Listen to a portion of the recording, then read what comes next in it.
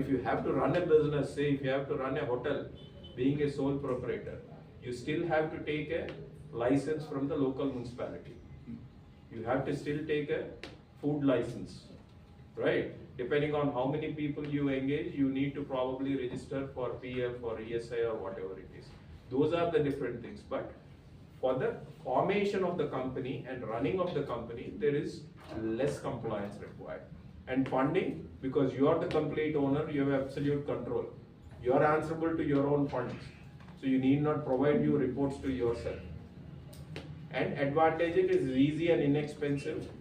And disadvantage is high personal risk and limited funding options. And a lot of big economies thrive because right from inceptions they had a structure wherein they protected even single entities. And India has adopted recently, and so we see a lot of people adopting the OPC route these days. So let's take a break and re-energize ourselves. With our new organic snacks. Oh, thanks for every time you come. That's the biggest incentive that we get.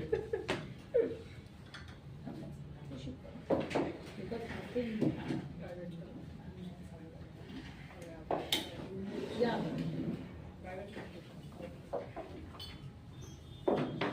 Even come to cheat it.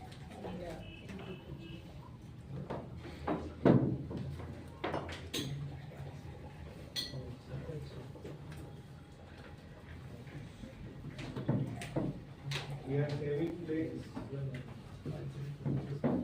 Usha గారు ఉన్నారు కనుక జాగ్రత్తగా ఉంటున్నాం అందుకని please Partnership is governed by a different act, Partnership Act. Again, until probably last 4 or 5 years, probably tomorrow when you meet Mr. Vittal, he'll be able to share the right information when the new act has come in, wherein the limited liability company structure came into as a part of Companies Act. So Companies Act is different from a Partnership Act. So earlier it was called partners, wherein there is an involvement of an additional person. You call it as a partnership, right? And there is a limitation as to how many people can be partners as per a partnership structure. So the number of people who are partners also determine the structure that you need to plan it. So if you go for a partnership, then you'll also have unlimited liability in a partnership firm that is registered under the Partnership Act. But if you go in as a limited liability company, then the liability will be restricted to the amount that you invested or the amount that is mentioned in the profit and loss sharing structure. So you are not responsible for the entire losses of the companies if there appears to be a situation. And then on the taxation point of view, personal income tax is different from the partnership companies tax. Management, again, it is governed by a partnership agreement. This is again a legality thing. A lot of people, even probably an example is, in a company there is, as a single proprietary, you need not have anything in writing because you are the only person who is impacted. But once you are getting a additional person, it has to be converted into writing as to what are the responsibilities, what are the duties, what are the gains and losses that this individual who is getting in as a partner will have to face during the course of business. So how you bring in money, how you take in profits, who will run the business, and all this is documented in the form of a partnership agreement. Or if you are moving to a Companies Act, there is something called as an LLP agreement.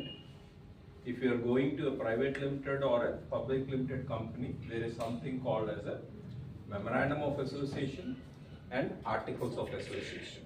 So one need to go through the Memorandum and Articles of Association. This is a caution that I am giving to everyone. No matter who the consultant is, how expert he is, He is not going to write a memorandum and articles of association that is suited to your business. These are all templates they'll pick up from. So the onus is on us to go through the memorandum and articles of association so that you get what you want in the initial stages. But again, there is also a mitigation process, because articles of association and also the memorandum of association can be changed, but there are certain provisions which cannot be changed. Main objective sort of a thing, until and unless there is a separate mechanism to change the objectives of business. But prudence is, as an entrepreneur, he needs to run through both the memorandum, articles of association. If it's a partnership deed, go through the entire partnership deed.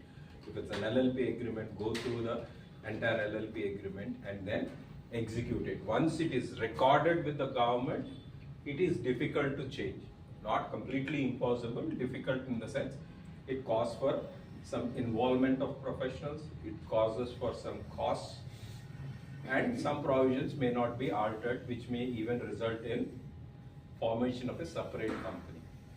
So in the main objectives of a company, normally they say that everything under the sun can be done. That's how they define, to get that exemption sort of a thing. But these days the businesses are evolving. And I mean, my friend, I can take an example. He was in a media company. He used to buy movies to be displayed in US.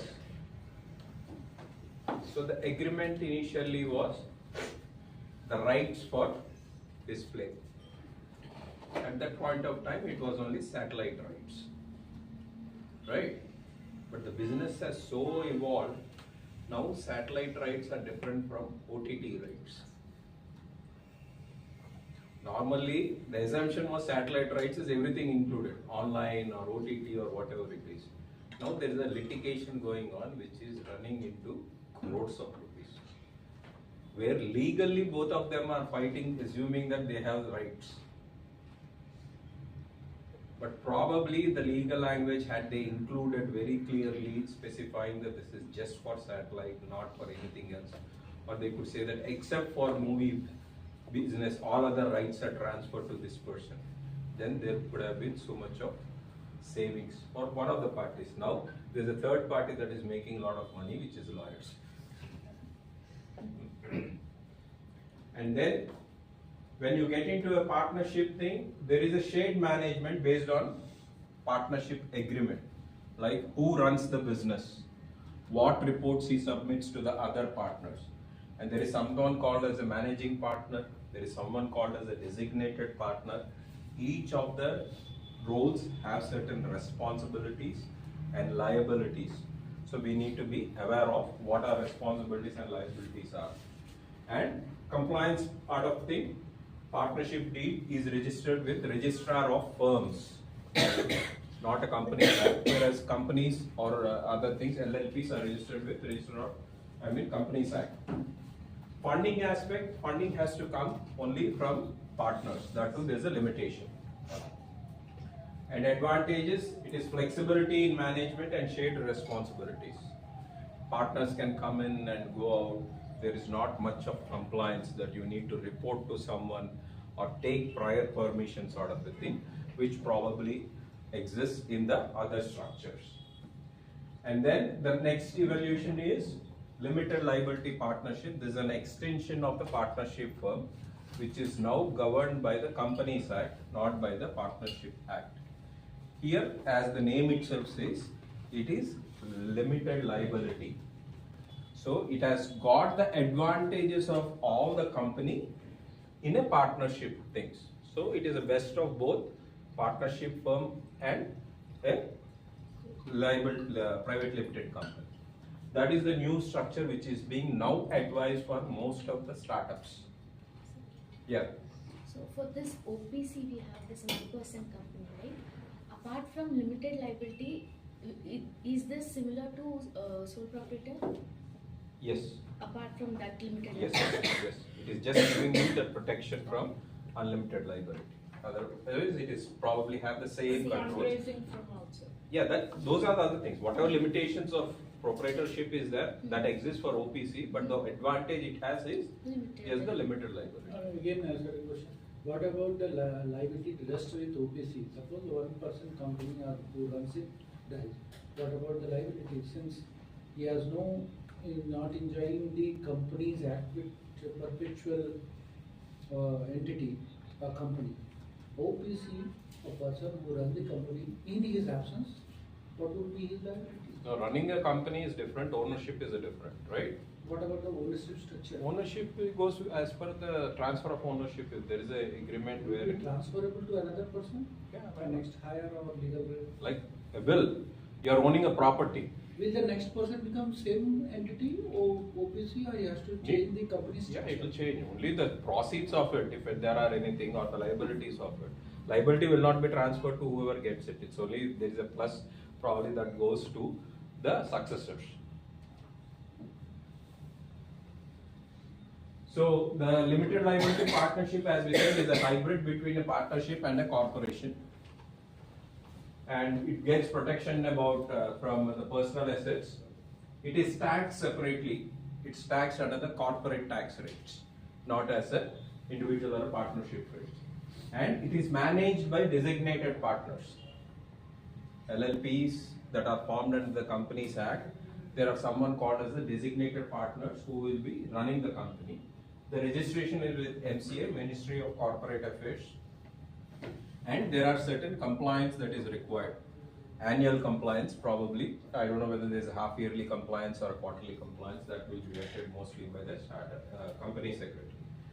It has the ability to attract investment better than the other structures. But if you compare it with a private limited company or a public limited company, there is a limitation. The limitation being who can invest in your company, in what number of investors you can have is a big limitation, and what sort of entities can invest. You can form an LLP company, and a private limited company can invest in your LLP also, depending, again there is a sectoral norms also.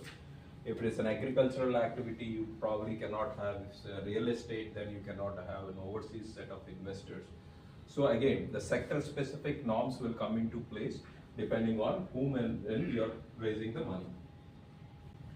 And advantages is it has limited liability, flexibility in management, and disadvantages it's a little more complex setup than the earlier things, and there is a limitation on how many people you can bring on board as partners in this structure. If you are having a large pool of people, then you need to go for a public limited company. The next thing is a private limited company where there is stipulation, there is maximum this many number of people can be offered. And you see, you cannot raise money from anyone and everyone in all these structures. If you are raising money from public, then you have to go for a public limited company. If it is, as long as you are raising money from a close set of people, the structure till the private limited company is something that we can look into. But if you are looking beyond your regular contacts and all those things, going for general public, you are forced to get into public limited company because of the governance, the protection that it offers to the investors. And the private limited company is definitely having all the advantages of a public limited company, but on the compliance side, it is not as high as a public limited company. And then a public limited company is the option suggested primarily if you are raising huge amount of capital from that too from general public at large, then a public limited company is suggested. And the investors and the management, there is a clear distinction, because the management of the company rests with the board of directors, and now because of the advanced compliance that is mandated, now they are also suggesting to have independent directors. Independent directors do not have investments in the company. their role is to protect the investors. That is the primary reason why people are mandated by the government to have independent directors on board. And they are fixing responsibilities on them. You cannot sign everything. If you are approving a board resolution in your presence, that means you are accountable for that. What they get is probably a sitting fee. Supposed to get only sitting fees. But we know the ways and means of those people are taken into confidence, and they also are hand in glove with the actual majority of owners. Private limited company need not have any independent directors. No. But if it's a public limited company, it is governed. And then there is corporate tax. Talking to a financial guy, they need to give. I don't know whether all of you are there. When I started the company, people who thought we will start the company. But the capital, they said we'll save 1 lakh as capital. So each of us, let's bring 20,000, 20,000, 20,000. The rest 9 lakhs is a loan. So out of the 4 people who there, someone said that I will pump in 5 lakhs. I will give you 2 lakhs. You pay me interest. And it is an unsecured loan. They said, yeah, that is fine. It is not mandated that it has to be paid. You can pay out of the profits. So I got my stake, equal stake to the other company, other investors, without not really putting in the exact requirement. That happens when you know that you are probably contributing much more than the capital. Because at times, capital is not the only thing that is coming into a venture. There is time, there is an opportunity that is being brought to the table because of your personal connections or the effort that you are putting in. Because you don't take salary in the initial stages. There's a lot of sweat that is going in. And later on there came as a sweat equity ratio and all that sort of things. But in order to protect the initial set of investors, probably because my other team members are chartered accountants, they suggested that we go with a structure which is low on equity, high on debt. At that point of time, there was okay. And now they are putting some constraints also that you cannot bring in a lot of money as debt. It has to be there something called as a debt and equity ratio. And again, if it is coming from the original owners, investors, it is accepted as long as it is low, but from outsiders, it is not there. So, in a nutshell, these are some of the options that are available here. And again, this landscape is what we are assuming it for business done in India. Right? If you want to do a global business, then there is something called as a subsidiary, owned subsidiary, fully owned subsidiary, sort of a things that comes into picture. And then if you want to I want to operate in the US market, right? And there are certain states where you get some exemptions in terms of local taxes and less compliances. You need not be physically be present to start a business in the US, right? And similarly, the government in the recent times have given the same provision for the state of Gujarat. There's a place where you can probably get money and retain it in the same foreign currency, need not convert. Now, if you are getting any foreign exchange, you cannot eternally store it in foreign currency beyond a certain period. But if you are registered in in that zone, you can probably hold the money in dollars and you can experience gift city. So it is evolving. India is gearing up for a lot of best ways that is conducive to entrepreneurs. Okay? So I rest my case here and it's for Srinivas Garu to take over.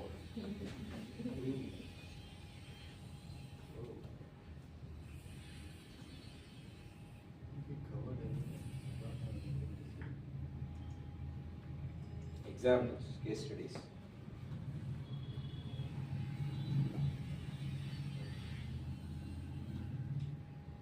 Any questions for Kiran?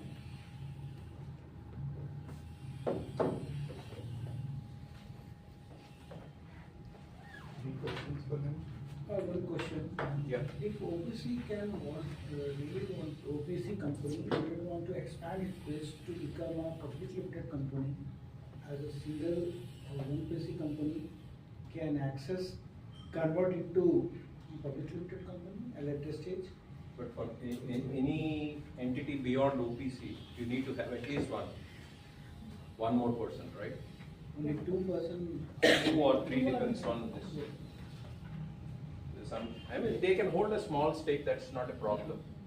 There are calls, someone dilute calls. his own company to convert itself as a fresh company, or you need to close You can it down? convert it. You can convert the existing entity into a different entity. By adding more. The sole proprietor can be converted into a partnership or an LLP company or a private limited company by fulfilling the norms as laid down by the Act.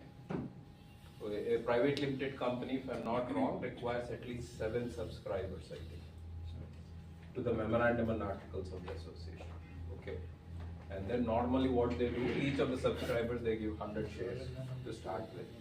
And then depending on how much control they want, those initial subscribers will just have 100, other people will probably have more control.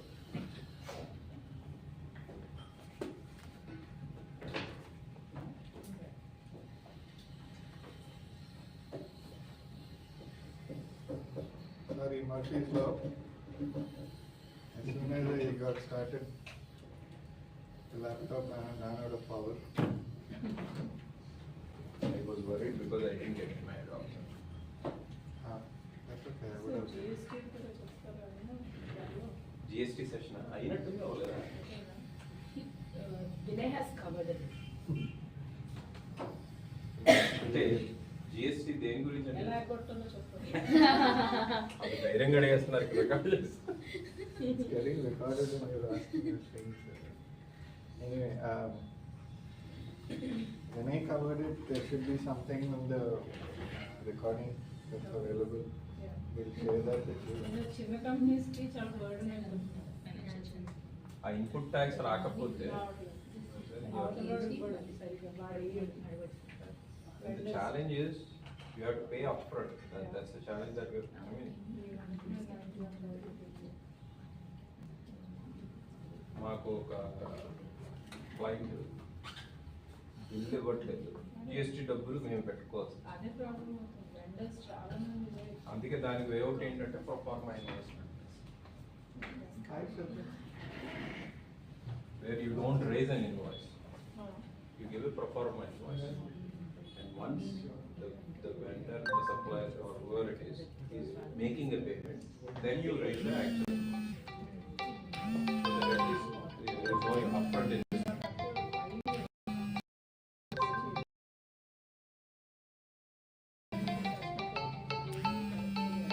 Any place that you find comfortable. We don't know it ముందుగా ఉద్దేశిస్తున్నాం. రాజేష్ మీరు అడగడం పట్టుకుంటే ఇస్తారు.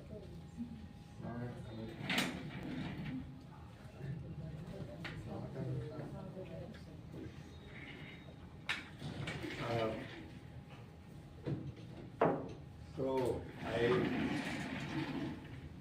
we have a guest, Shraddha. Shraddha is a freshly minted chartered accountant. She just qualified a few days ago. So Congratulations. We do training with ICAI, and she is one of those. She has been a student earlier, and obviously a very bright one. Others, yes, I should not forget you.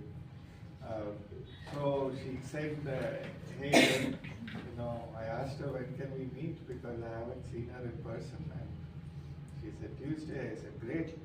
I have this workshop, but somebody else will be handling it, so I don't need to worry and I can talk. And it turns out that I have to take the session, so. And last night I thought I was going to message saying let's move things, Shraddha, and I forgot. And she's here, but she's here exactly on time to help us with this. So, she's your senior by a decade. Not by a decade. It's 2014, I guess. Yeah, 2014 to 2024. a decade. Okay. I'm flying. Not a bad number. So actually, this is something that Kiran has already covered. I'm just making the letters bigger. That's all. Nothing more than that. He knows and has talked about more details about it. How do you choose the right business structure? What do you do? You know, all the different kinds of things that are there that he, since you already have gone through it, I don't want to, as I said, bigger letters and just a quick overview of what is there. You don't have, the single biggest thing is that sole proprietorship, you and your business are just one and the same. So when you're filing taxes, you don't even need to file a separate tax return. All that gets reflected in your own tax return. And if it is an agricultural business, you will get more tax. Agricultural business, you don't even file taxes. At its sole proprietorship law, if you are doing it as an agricultural business, Then you don't even file taxes now. personal income కింద చూపించినప్పుడు most of the things can Yeah. go Exempted. Yeah, exempted. లోకి That's why I told you that example of grass. Yeah. Exactly. There's a meme out there saying that if you don't take a salary from your company, go grow grass in front of your house or in your house and ask your company to buy the grass, you can claim agricultural produce and therefore not pay any tax. Anyone is ready to employ She me? She is actually ready because she anyway does rooftop gardening and all of that. And regular agriculture. I don't know. You can Give me a job make a now. business model out of it. You can Yeah. give the produce to everyone and ask them to buy it. Yeah, the companies. Yes. Yeah, and or individuals too. But individuals, if you buy it as a buyer, you don't get anything. No? Only if you're a farmer, you get to do that. No, there are certain structures to have that benefit, the cooperative structures, where people come in as cooperative members, groups, and they buy this at a discounted price. It's like given in the form of an item instead of these things, and thereby avoiding something.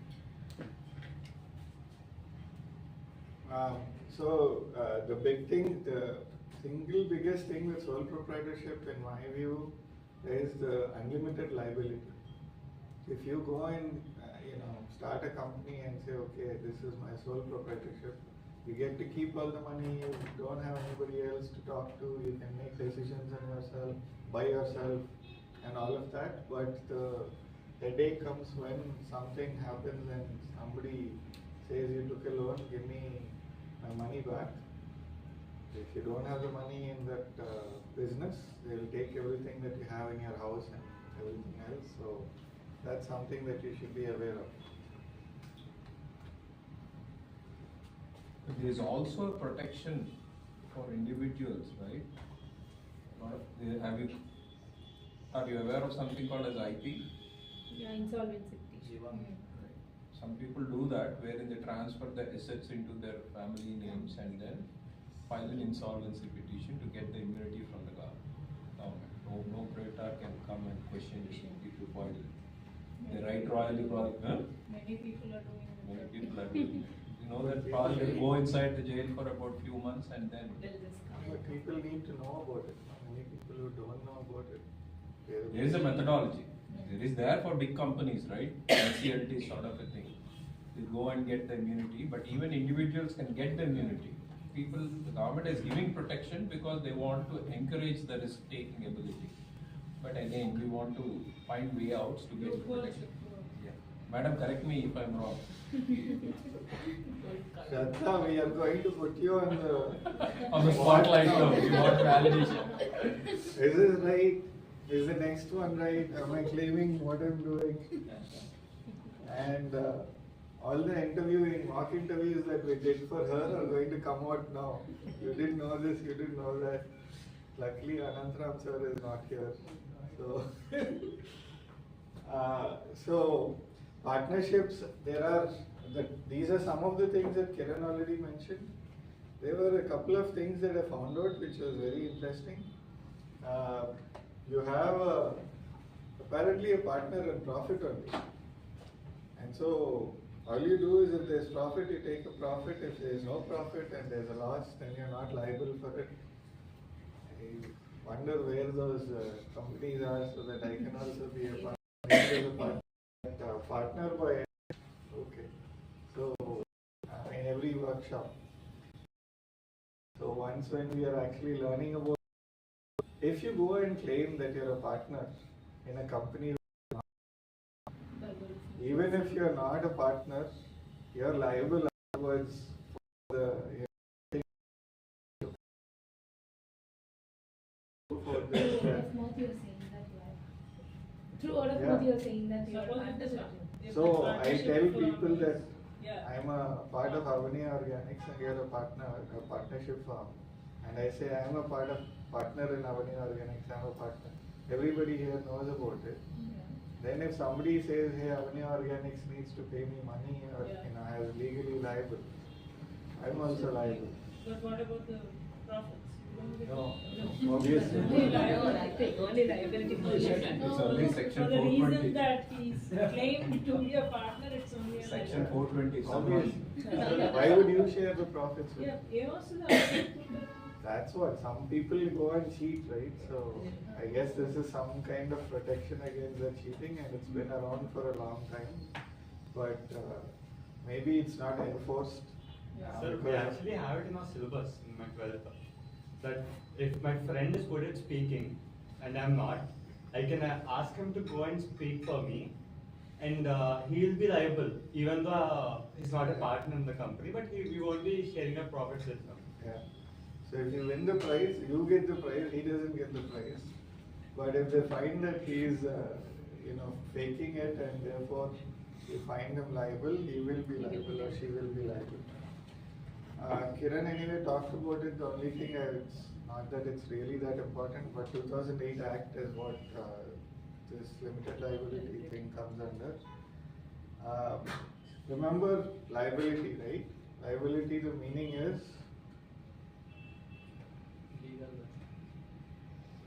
You wrote responsible by law. So, limited liability, whatever you're doing in your company and whatever you owe, your liability is just limited to that.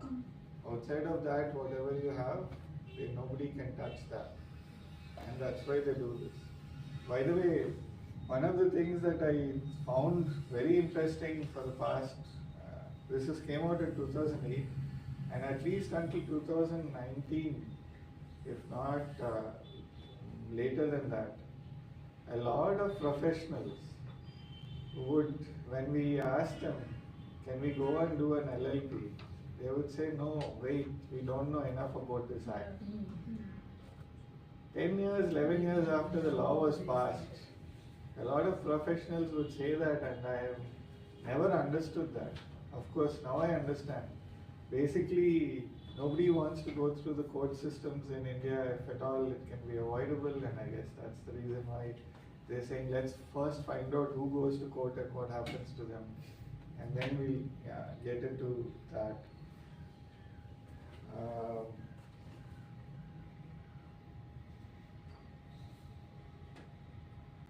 You need to go register with ROC and get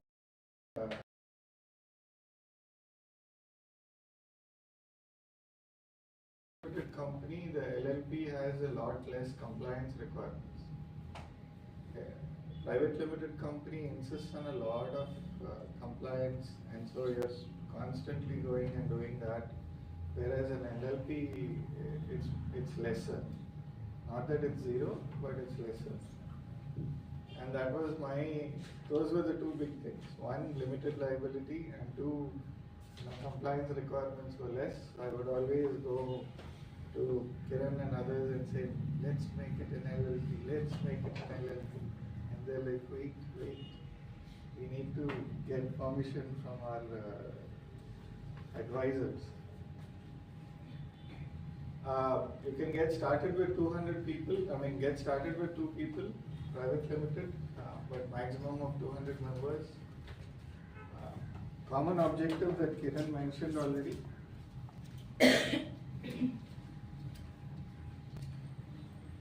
Want to talk about authorized capital? Yes. What is authorized capital?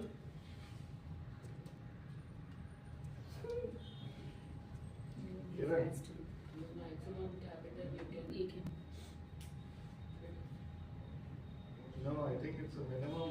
The minimum that you should be maintaining, just Yeah, to form minimum this, that No. that is the limit that is authorized. For you to go above and beyond that, you have to change your memorandum again.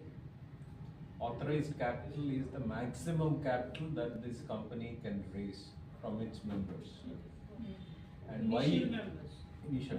Or Entire, whatever it is, like on the say suppose company. initially we have just started a private limited With company 1 with lakh. 2 people, with 1 lakh as authorized capital, and we want to expand it to 200 people at a later date.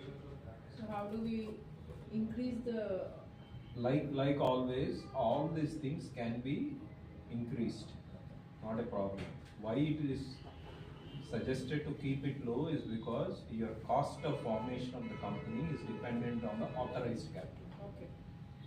So you can, if you start with 100 crore authorized capital, the initial incorporation expenses are higher.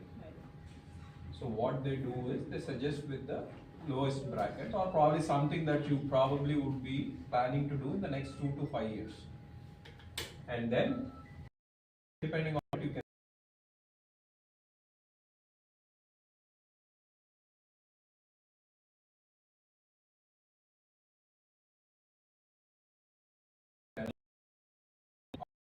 Capital can be, your paid up capital can be 1,000.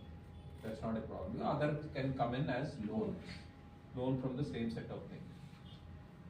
But as Shraddha was saying, you can basically go and increase that number, and through your modification of your MOA. Yeah, again, private limited, there is a stipulation of how many number of members you can have.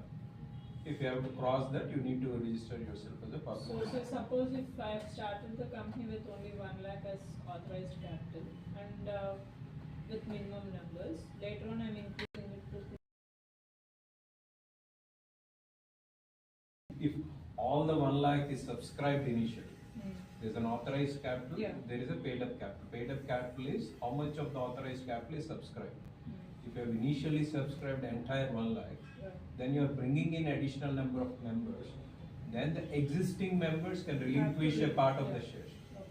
But if you have if you have just subscribed for say 10 lakh, 10,000, and you have 90,000 as available for subscription, then you can give them from the balance thing. But again, depending on the tenure of the company, valuation comes in. You probably cannot give it as on par. Initially, probably the share value is 10 rupees. But if you are bringing in more number of people after 3 years when the company has made some profits or whatever it is, there is some valuation process, and then the existing shareholders need to have a board meeting and pass a resolution as to how much of value that you are offering to the new people. There are some compliance norms. To summarize, both of them are independent, the members number and the capital number. Compliance is higher, regulatory compliance, and you can limit it by shares, or there is something called a limit by guarantee, where people don't necessarily have to put in money in the form of shares. They're just guaranteeing that if there is a liability, they'll cover it by that. One more thing that I learned when I did not know about this earlier. So 1-person company, that person needs to be a citizen and a resident of India for this to happen. And because that person is the shareholder as well as the director. The thing that I want to mention back to the part, this. Because it's legal identity, they can't come after you and your personal wealth for this.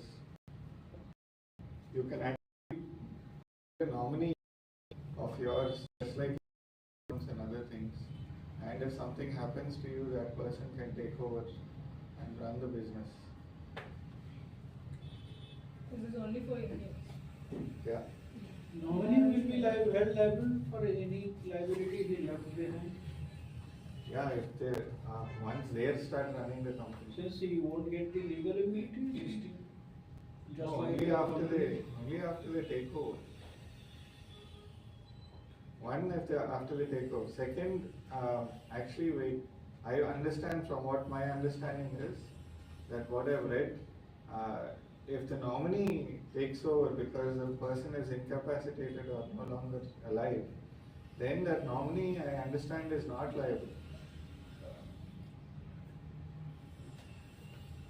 I have to check, but yeah, but The that's something. NRI statement. LLP? LLP, yes, but one person needs to be a resident of India. The nominee may not be knowing that what is going on within the time at the time of the one person used to run. I am reasonably confident the nominee is not liable, but I have to check because, again, I am not the author, I'm not. Perhaps is getting the kind of corporate protection the one person companies and the entity itself called a company. So whatever the benefits the company, some part of the benefits companies enjoy, the same should be accorded with the according to OPC.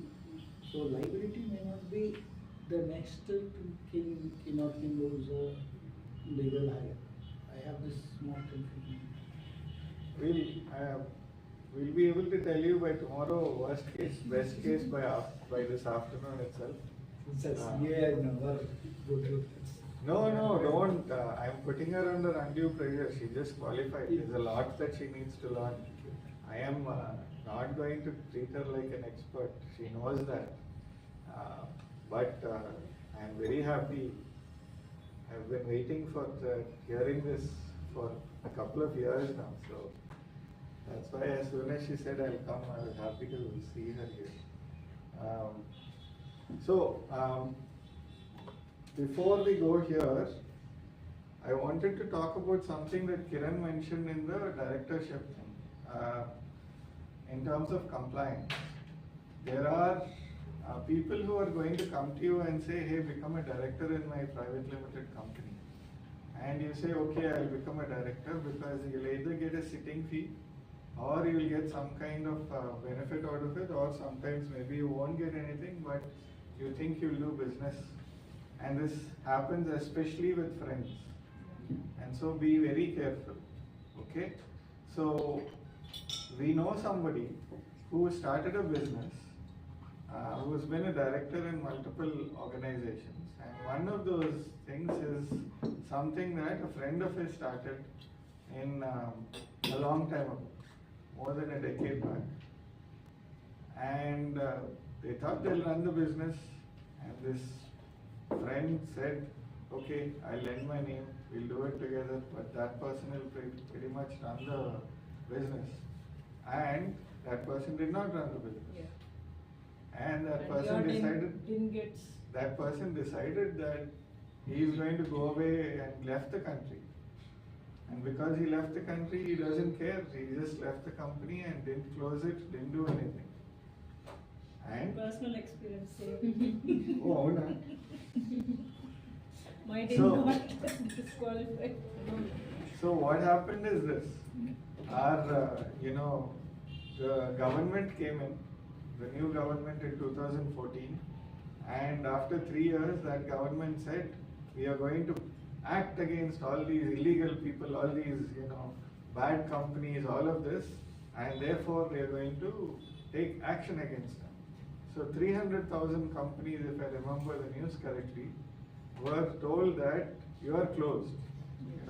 You don't have anything to, and after the 300, out of those 300,000 companies that were closed, there were directors in those companies.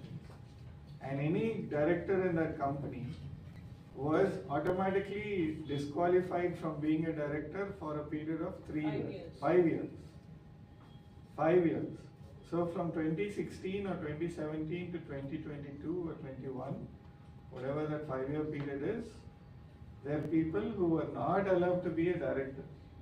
Even if they started their own company, and they are the owner of that company or the majority stakeholder of the company, and they happen to be a director obviously in that company. So CEO and a director, but you are disqualified Not as a on paper. director. You can't, no director benefits. You can't, you are disqualified. Out of all of those companies that you are a director, not just your company or the company that failed to comply. So basically collective punishment for everybody without really looking at what are the implications of it. People have gone to court saying that, no, this is unfair. And courts have taken more than 5 years. 5 years is already over, so now the punishment is over. The case will go on, but they now can again, I guess, qualify. Yeah, after 5 years, you go through the court and pay some fee and come out and get your number being activated again. And that there was a penalty that you had to pay of a few lakh, 1 lakh, 3 lakhs, 5 lakhs, something like that you had to pay. And they were like, look, I didn't do anything wrong. Why should I pay? And that's a lot of money that I have. Not to every pay. company is a shell company. Exactly. Teaching that every unminority But is a lesson shell. learned is never give your name or, But how else can a government get some control? So in fairness to the government, they also need to have some practices, right? At least now, because of that, people are aware that we Yeah. cannot get on board and become a like that. So Hey, but, idea of punishment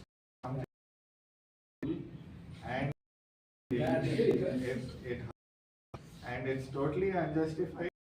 It's kind of like Rishi needs to stop recording, but basically there were some people who had black money. So every single person was, or they were doing criminal activities and whatever, and every single citizen ended up paying, the residents and citizens ended up paying the penalty for that small percentage of people who they wanted to punish or catch. I am sorry, but that's not what the courts of India and the legal system in India allows. People just get away with it because of various reasons. But I wanted to mention, be very careful with your then.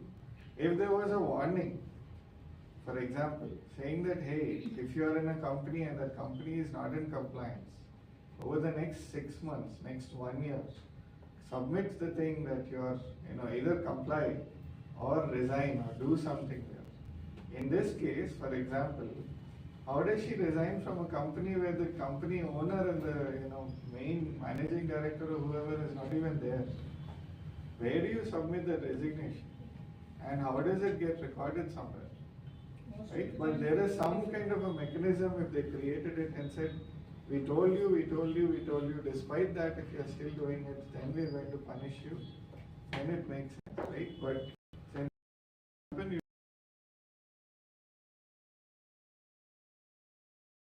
you should know that you should immediately approach somebody and get that compliance thing so that you are no longer there before they exit. Otherwise you're going to pay a heavy price. That's actually the reason why we are taking this session.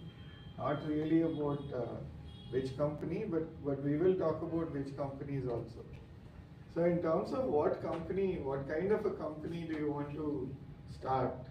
Sole proprietorship, one-person company, LLPs and so on. These are the factors I believe that you should keep in mind. What is the nature of the business that you're planning to start? What kind of a business are you doing? Is this something where you're doing a manufacturing thing and you expect to sell to the whole world and therefore you would want people to come and invest money or buy shares and all of that, so you plan to and say private limited company? Or is it something that you're saying, I'll just run it in Visakhapatnam, I don't expect to do much more than that, I'm happy with something small, and so a sole proprietorship or a one-person company. Those kinds of things.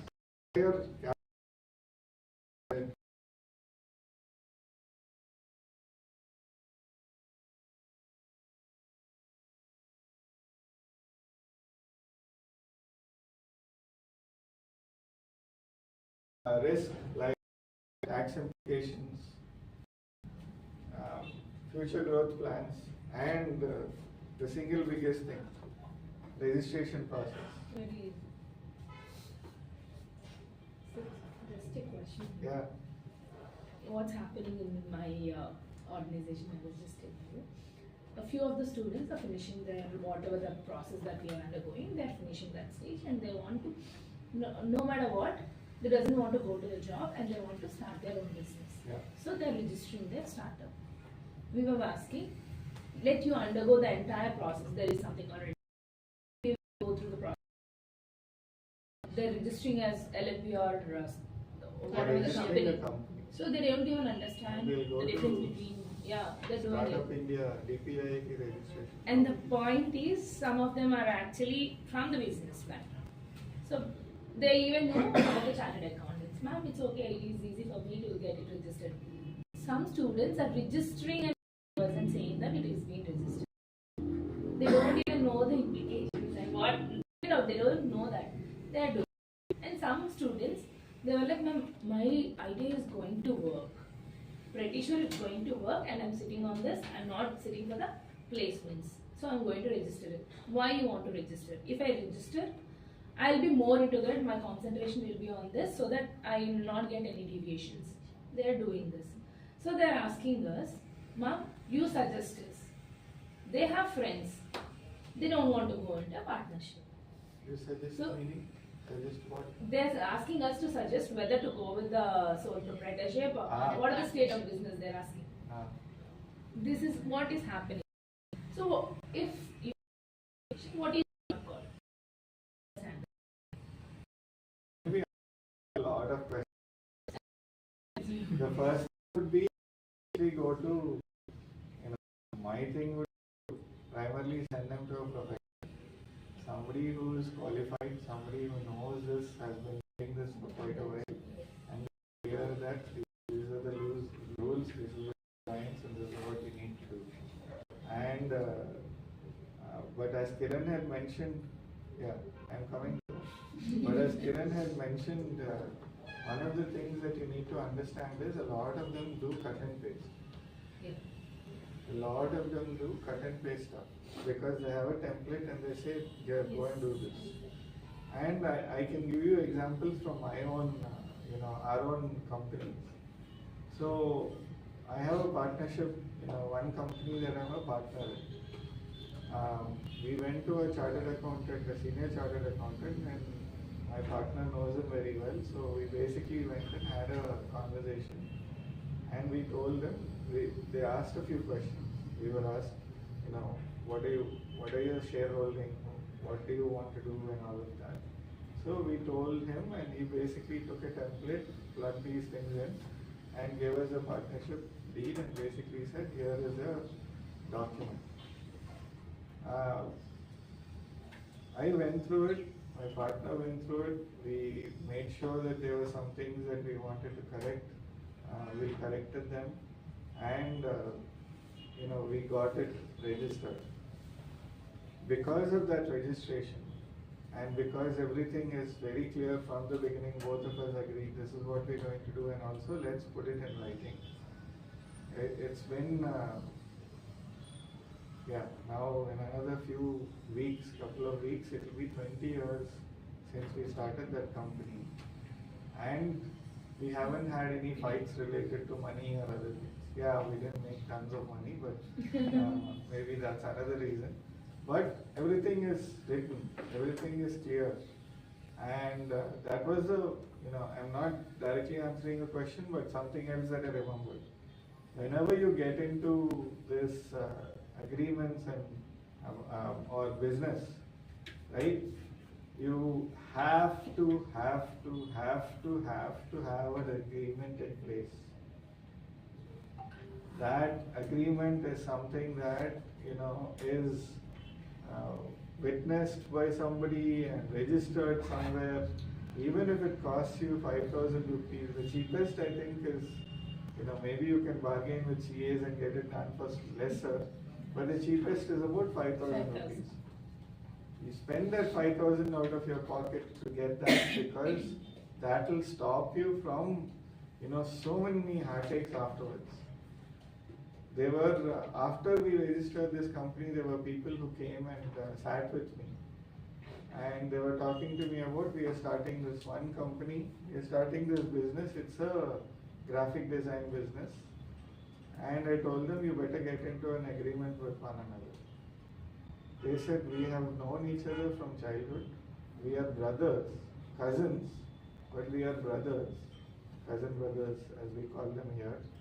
And there's no way that we'll get into any arguments, any fights and so on.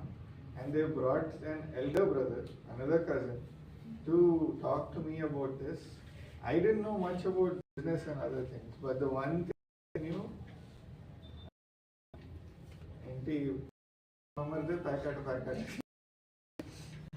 business is friendship, or money is money.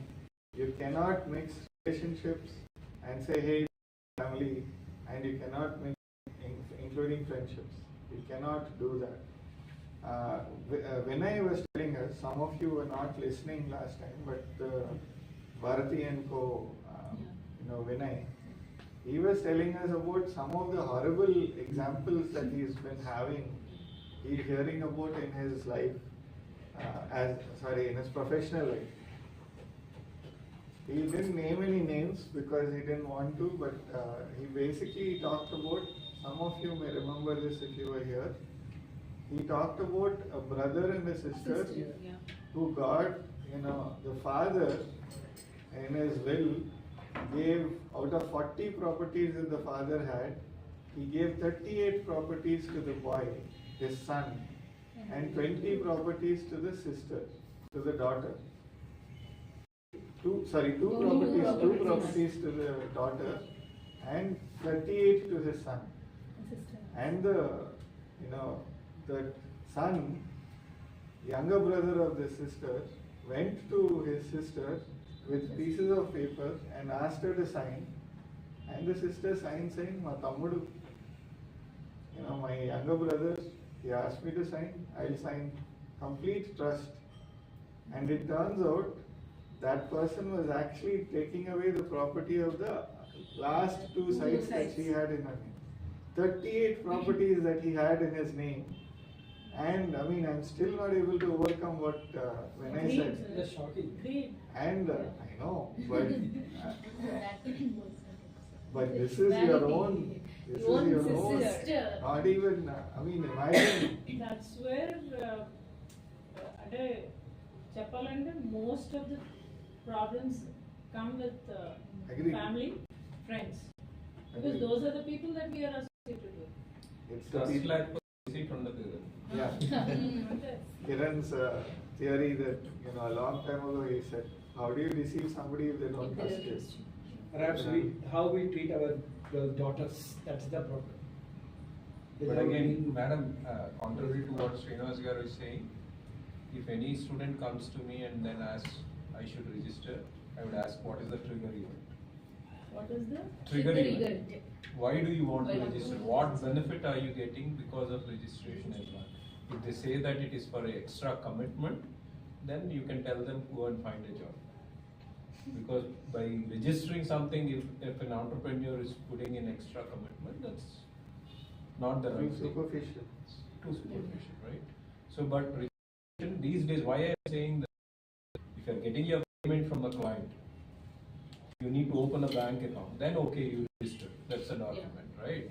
A lot of advantages which startups get, which get expired or lapsed from the date of registration. So my suggestion as of now is to don't incur any additional expenditure until and unless there is some advantage of it. So if you are getting some grant, if you are going to an investor, if you are getting your first revenue or some dispute or something that you fear need to happen, then you invest. Otherwise, better go like that, but record everything. Record all expenditure, all these things, because there is also a provision that expenditure, the life of the company, though it starts, there are to start a company until unless they get a clear-cut advantage. we just tell the same, but the thing is like, even as sir said, the point number one, I personally make them to sit and talk to my fellow friends of chartered accountants who have been in practice over the period of 5 years, and they talk to them, they do everything, and at the end of the day, they'll register it. They're doing But it. see, registering is not a bad thing as long Yeah, as they're but aware the of the point is compliance. like, at The this compliance required. They need a director card or something like that. But Jolly will have it. But the point is they're registering with 2 or more companies, like, as they even have to face these complaints as of Yeah, absolutely. Yeah. But, you know, Geetam students They can afford to do it. loaded. Yeah, exactly. Balupu. కొంతమంది ఉన్నారు. No, no, I will not put Hitesh under the Geetam No, student no, no, no. Hitesh Yeah. is like, you know, he's my, sorry for saying this, he's my favorite from the moment that he stepped in to say, hey, I want to attend these classes. And not, I didn't even talk to him. Divakar told me about it. Right? You talked to Divakar, I think. I came from BCC. Yeah. So, Yeah, yeah. So, we had actually a session. yeah, I mean, not that this is not an exam. This is not an exam. I'm not a teacher. I'm not going to give extra marks to Hitesh. So I think that's why I'm able to say this. But the very fact that from his 12th standard, he's so serious about being an entrepreneur and he's dead serious about learning. Shraddha, you should be aware of this, and Shoaib, you should also. In February, March, we were having the second workshop. So he said, I'll come to the workshop. And we were like, you're saying you have an exam. He said, yeah, that's okay. I'll write the exam in the morning and I'll come in the afternoon. And Vinay and I and others were like, we wish we had this much confidence in ourselves when we're writing final Actually exams. from the same school. 12th standard. I saw you. I'm your sister's classmate. Yes, they had their graduation recently and I was there. Oh my god. Such a small world. world. Exactly. So, you know, now you understand why I'm saying nice things about Hitesh. So, Makes sense. there are exceptions. There are, people who had gone to Geetam, right? Your buddy, Utkarsh, again an exception, wasn't throwing money around, wasn't wasting his time, was actually serious about whatever he was doing, but not that he wasn't having fun. He was of course having fun, but not at the expense of something. So Geetam students, if they're coming and saying we're willing to throw money and do something, I don't think they're going to listen to you even if you tell them. So they, at most, I would say try to do what Kiran says, because the thing that you need to understand is one more thing that I've heard recently. If you're nowadays just as people who are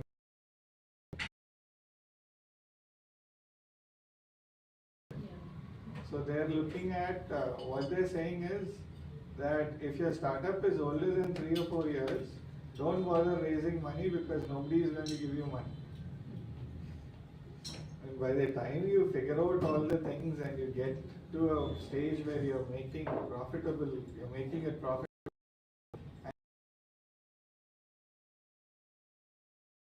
I don't understand, but that's again something that you may want to tell them.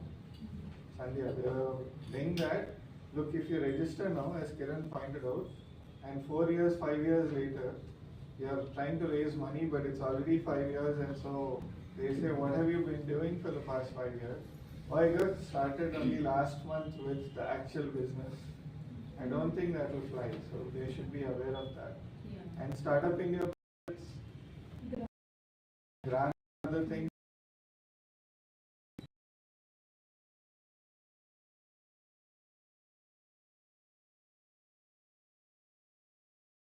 So do tell them that they might lose out. If they listen to you, they listen to you. Suppose we have been doing business without registering the company, and once we start seeing initial customers and we have to actually do business, so we register a company. But we cannot claim that we have done business in the past, and company name is a trademark. ఇవన్నీ మనకి దొరకచ్చు దొరకకపోవచ్చు later on. Doing business, and what do you mean by doing business? She- All the activities that are involved. Can I? Activities can be done.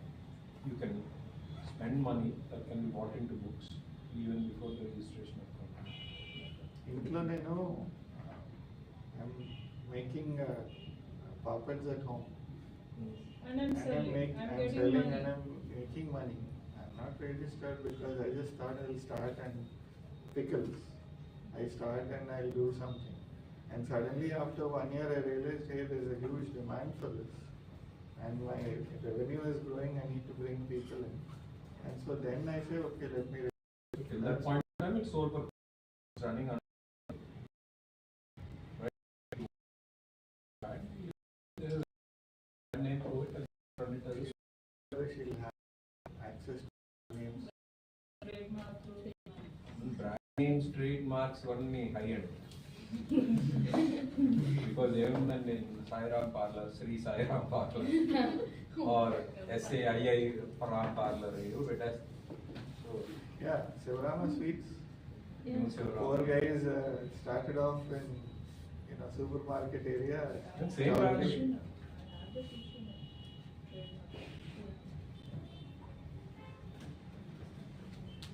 Okay. Clause accept అయ్యింది రెండో దాంట్లో ఒక class లో accept అయ్యింది రెండో దాంట్లో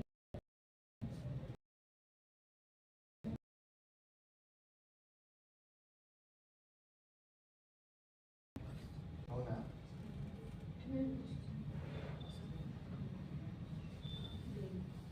వస్తుంది. Straight to it. ఏసీ వేస్తుందో లేదో ఒకసారి. ఏసీ ఉంది ట్రేడ్ ఉందా? ఏదో అమెరికాలో వచ్చారు. అంత లేదండి. నేను లాస్ట్ టైం కూడా ఇదే కంప్లైంట్ చేశాను. లేదు అప్పటికి బాగు చేయలేదు, ఇప్పుడు మనకి బాగు చేసాం. Any other questions? Okay, if there are no other questions, actually before lunch is here, but before we get started with that, we have about 10 minutes. There are some things that I wanted to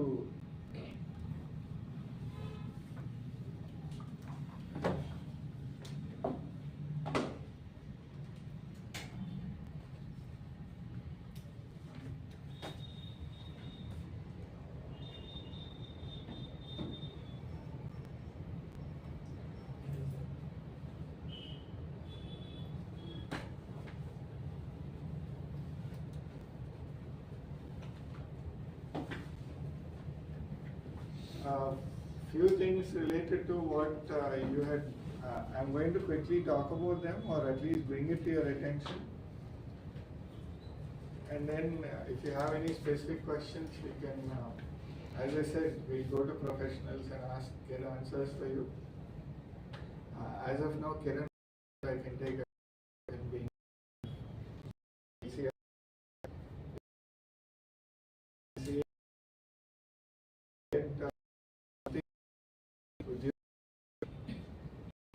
what? Aadhaar. Udyog Aadhaar number that you need to get, because that Udyog Aadhaar is becoming important. Yeah. Sorry, Udyog is different. Udayam for MSMEs. And that's necessary for you to qualify for certain things under the MSME Act. They have introduced a law recently that MSME is that what Kiran is pointing out. MSMEs are supposed to get paid within 45 days of raising a bill. Otherwise, a company that's not paying it is liable for penalties and interest and all of that. So, you know what is happening?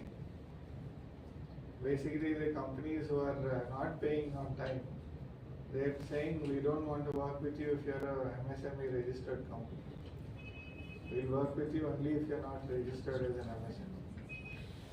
So rather than complying with the law, this is what they're doing, and now all the MSME guys are crying, saying, hey, you did this, and the government is saying, oh, we don't know, because they really, with a good heart and good intentions, they try to do this. GST registration, this is something that anybody who is doing a startup, I understand that nowadays they're telling you that you need to be GST registered, but you're liable, you have to register if you have 40 lakhs as revenue for companies that are manufacturing companies, and 20 lakhs if you're a service company. You remember that? You got it in your exam? Okay. And then there is something called professional tax, that if you're working in a company and you're liable for that. Most people are not aware of it. I am not aware of it. Suddenly Kiran reminds me, and then I say, oh, I need to pay this 2,500 per year. But if you don't pay that, you pay a penalty. Speaking of which, municipal licenses, industry specific licenses, for example, you are doing a food business, FSSAI license that you need to get. So those are industry specific. You need to be aware of that. But the thing that you need to keep in mind is all of this is because of compliance requirements. And India has so many laws, despite whatever they said about changing the laws, making them simpler and all of that, that as far as I know, based on what people have reported online, you can never be compliant. Something or the other is going to show up. For example, in May of this year or June of this year, their company they had a person from the legal metrology department who showed up and said, hey, what you tell us what happened? So repacking చేస్తాం. Repacking అంటే buy it in bulk and then in our facility. So they asked us for packing license, which we didn't know. There's something called a packing license. So we had to. Nobody knows. So you had to go and bribe that guy because there's a penalty, and the penalty is 5 lakhs or whatever. And so how do you overcome it? You basically overcome it by saying, okay, can you We reduce? didn't pay anything, we didn't bribe him. We could do it through goodwill use చేసుకుని ఏదో చేసాం. We came out of it without paying anything. What No you said bribe earlier. also. What you said earlier. They did not have to pay a bribe, they got out of it, they are compliant now and all of that.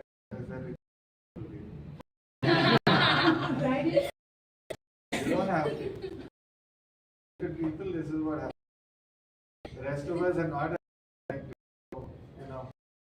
Anyway, jokes aside, I have a friend who used to run a kirana store. He's not running it anymore. But this is a family that has grown from a tiny pawn shop into a supermarket, small size empire, let's say, in the city. MVP Super Bazaar. MVP Supermarket. So there's a guy from legal metrology. By the way, legal metrology means that they come and ask you, why do you do the weights that you're using, the packing that you're doing, the MRP that you're putting in there. They are supposed to be the ones who monitor all of those and they make sure that you're compliant. So for example, let's say you had bought jaggery, and you bought jaggery and right now at ₹2 kg. Jaggery, the sticker, price of shot up to 300 kg. You can't go and change the price of this and say that I'm going to sell this for 300 rupees a kg, because that's not what you had originally put according to the law. But I know Why of does a this very law- large, I know of a very large food, I mean basically grocery chain, that is being referred to as number 3 and number 4 or A1 and A2 by certain people, where they basically took tur dal, which was 120 rupees a kg, and they stuck a label on it saying 200 rupees a kg because the price went up. And the people in the store don't know, right? They just stuck it on top of it. So I peeled off the top one and I could see that it was 120. But they never pay a penalty because they have, strong connections all the way at the top. So, but rest of us don't, right? So compliance is important. Did you know that for being fire compliant, you need to, I'm not 100% certain of this, but somebody talked about it. Apparently there is a fire compliance where if you have an entrance, one door, you need to have another exit, a fire exit kind of a thing for in case there is a fire you can escape from there kind of a thing. So you need to have 2 doors. But banks cannot have 2 doors because of security reasons and bank.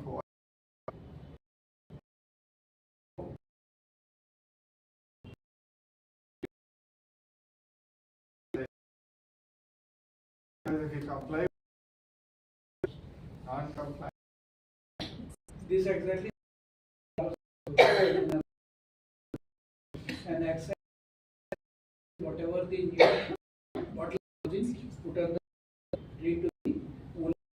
They can watch which bottle goes out in a factory itself. But fire compliance said that there must be an exit route. Yeah. So how do you manage, Yeah. how that company manage with both ways to comply with? Yeah. 2 door and 1 door versus that is Yeah. the problem. So my point here is that we will never ever know all the things that are there in terms of compliances, because when somebody comes to you and says, hey, you're not compliant, I am from labor, I am from fire safety, I am from legal metrology, I am from here, I am from there, they will find something or the other that is not compliant, that is not right. Policemen stopped me about a decade ago. They said you are parking in the wrong. Like there are 40 vehicles this side and 40 vehicles on that side, and you are telling me there is no parking. And I said, I pointed that out. Then a constable says you don't have the black paint on the, on your headlights. That rule was taken away 5 years before that, but the guy is still telling me you don't have this, so you have to pay. So he forgot about the parking. Yeah, they were doing all kinds of things. They were. He needs money. Yeah. That's it. And they said, we came, we looked for you, nobody, you were not there, where are you? I'm like, if you came to me, why would I not, move the car? And if you're saying that there is no parking there, then, yeah. So, there are things that you, whatever you know, as much as you can, you should be compliant. We'll have this by somebody else when you have specific questions about compliance. What's the registration process and documents required? Freshly qualified CAs can make some money from doing this. Don't get Next. GST registered until unless it is extremely needed. Yeah. Yeah, compliance is. Have a compliance calendar just so that you're aware that this is something that you need to do. This is something that I am finding out the hard way. I don't have a calendar in place, and suddenly I'm being asked, hey, by the way, did you file a return? Yesterday was the last date, and I'm like, no, you can't tell me yesterday was the last date. And somebody told me, by the way, that the tax filing deadline has been extended to August. No. No. No. What is the last date? Exactly. Mhm. But yesterday I was told, no, they changed it. Here is the government order. And the Late. filing has been changed and it's not true. He was showing, I am surprised. This is our own Junaid. He was telling me and the worker, and we said, I was like, yay, and then I said no. Not because, I still have to file, but ICI classes are going on. And half of the MCS class, 40% of them are not showing up. Because their offices are saying, come. Initially they said from 3:30 in the afternoon onwards, skip. Now forget 3:30, they're just not coming at all. I am telling them, why did you even put the badge? Why are you punishing people who are regularly attending and saying that, okay, I'm attending and I get the certificate, they're not attending, they still get the certificate. I also should have skipped. Why do I have to put up with listening to Srinivas all the time?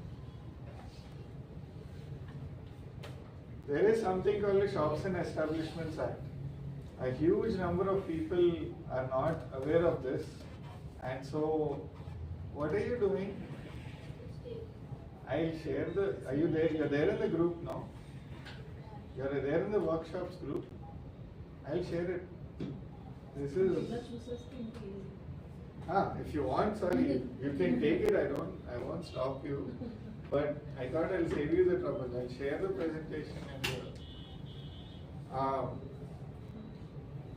Karnataka government, they're now talking about 14-hour work days. The 12-hour work day that they have is not enough. Now they want 14-hour work days.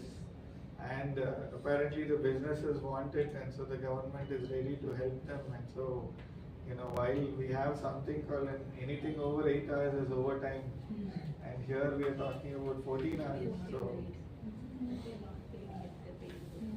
every state has its own minimum wages. Yeah, this has exactly happened to me. In Korba, I was posted in branch manager. For the last 2 years, the earlier branch manager resigned, did not maintain anything, not even post, not even a shop establishment act that required to be for private details provided. Everything is there. I did about this later. So now what? 50 years, one labor inspector, and he asked me how many employees you have. I told him that there are 4. That's it. Another guy was used to have an assistant sweeper. He was also employed. He's an office boy. He was not in our company's role. He was outsourced. And he asked me, what about this? He asked me exactly how much do they pay you. So he's a very, he deliberately said whatever the amount of money, it's naturally that this office boy won't get that much amount of money but we regular employee used to get it. So he told X amount of money, and there was a penalty. There was another penalty for not sticking the proprietors. So I told them, I'm not the proprietor.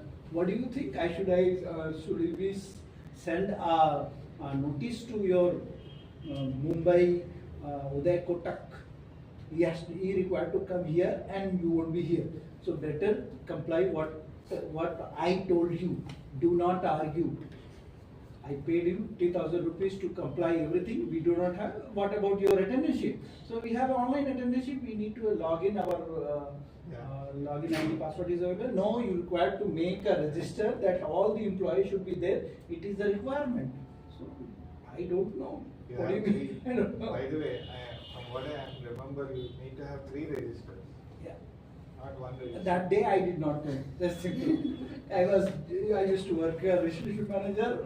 I posted in branch manager. I should have been have some knowledge about that, but none of this written. Everything is. People like us who've gone through all of this, right? So,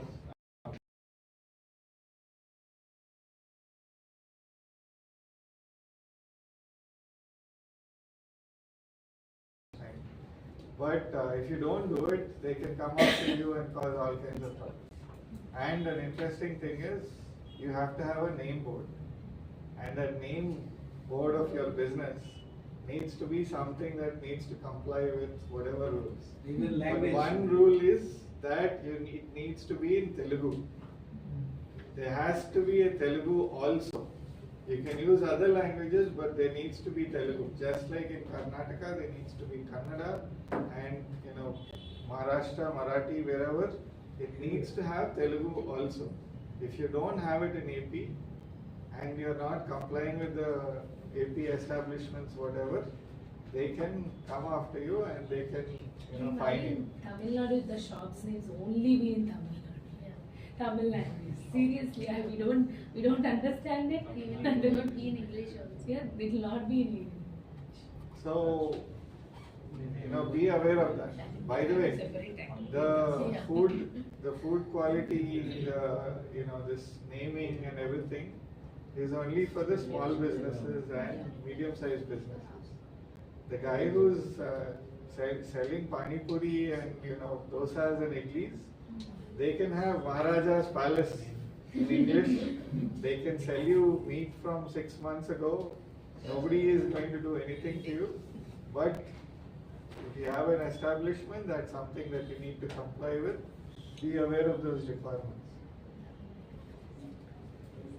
There is something called ESIC, the ESI Act, and therefore you need to have an ESIC number, and certain employees will you have to pay into this. You have to register if you have.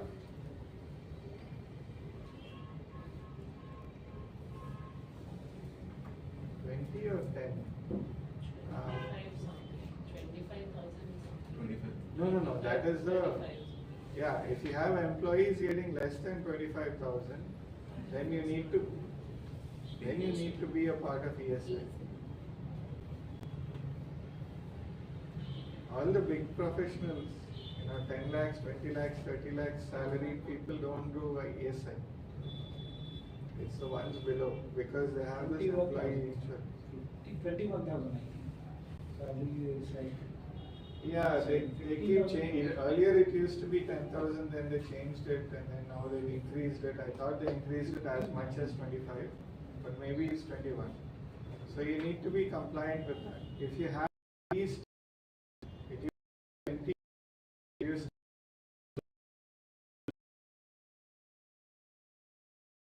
fund, and you need to start paying provident fund for your employees, and there is a match from your side to whatever you need to cut from the employee salary.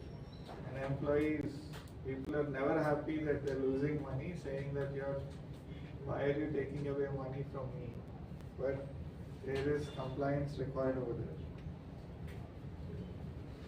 there. Different organizations, different compliances. Big tech companies, BFSI, they have their own compliances. Healthcare, they have their own compliances. Sometimes the compliance. Are you allowing? Are you not discriminating against?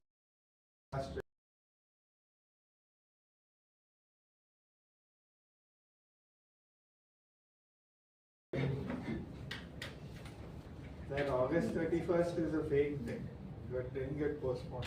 Okay. Then there are environmental compliances. What you see, the filth that's going into the Visakhapatnam beach, there are basically compliance. Manufacturing units have their own things. E-waste management, I'm not really sure what the rules are because nobody is ever talking about them, but suddenly I'm sure somebody is going to come and say I'm not complying.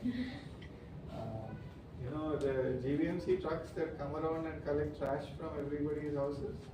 If you saw the truck, in the back of the truck they have this small dabba and they say e-waste. This much dabba. So how do you put a CRT? Yeah. How do you put a CRT monitor into the dabba? E-waste collectors in our sir. Companies who. Yes. Yeah, please use that facility.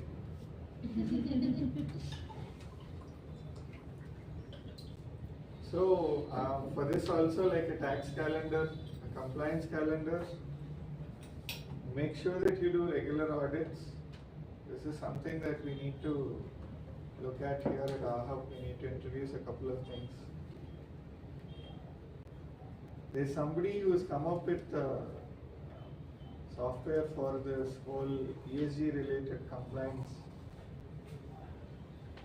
So all the examples that we gave are because of this. There are financial penalties that you will incur if you don't comply. Like that PIN number, you had to pay 5 lakhs or something for you to get out of that, or in spite of being banned for 5 years. There are obviously legal consequences where you're going to run around. There was a situation where they said if you're not compliant with PF, then they can issue, the PF department can issue a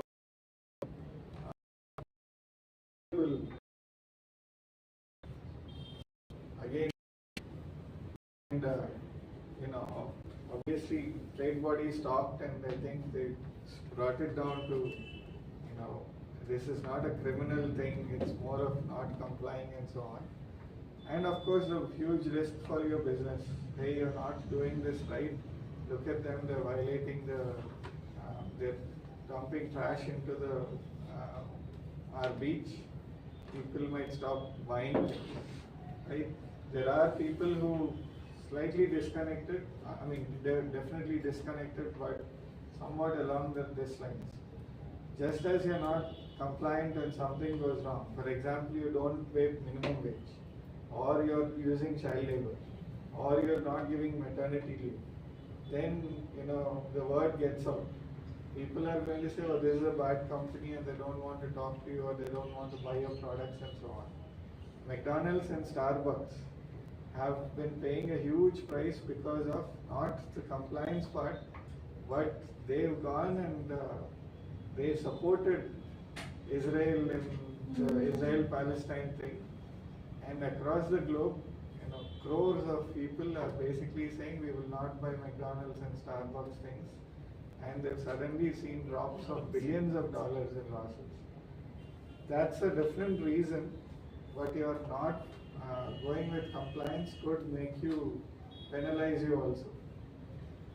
Right? Rishi is laughing because one company, I don't buy a particular company's product, and I said, well, they went to the farm, and I don't that totally unfair. Somebody who's going after land kind of a thing. So I don't their values, and I don't therefore give them my business. I don't mind living without their products. So, I've done a lot of crazy things, but anyway. There are people who actually utilize it for their benefit also, saying that they are recycling plastic, and they are promoting a lot of advertisements based on that recycling factor, and they are promoting their products globally. I know. Yeah. We have such a Yeah. best company. And no one is Yeah, actually some of them, who are really good at it. I think the Body Shop, one lady called Anita, she passed away. But they were doing very early natural products and that. They even went with corporate social responsibility. They were working against AIDS in India especially. I remember watching a small video of hers where she was saying we went to the source and this is what we were doing and all of that. So yeah, compliance obviously gets you certain benefits, and as I told you, certain companies that say if you comply with this, then I'll give you my business. That's because their shareholders are saying you better ask your vendors. And also sometimes if your vendors that you're buying from, if they're not compliant, you're responsible. If your vendor is not paying a minimum wage to somebody and you're using their services, you might end up paying a price for that, so you should be careful. But there's a positive side to it also, and you can do that. One very large business firm has been doing a lot of marketing to promote their company and their product and services, even though the reality is not anywhere close to what they show. But that's okay. These things happen, I guess. Great. Okay. So everybody is hungry. The lunch is here, so we'll get started with that. But just to get you started, while because you don't need to do this now.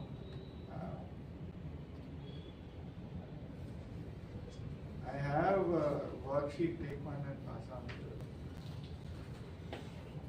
I have a worksheet for you that you can look at and start.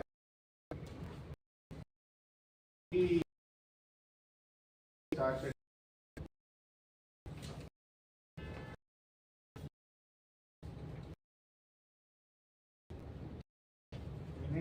Yeah. You want to give you a soft copy.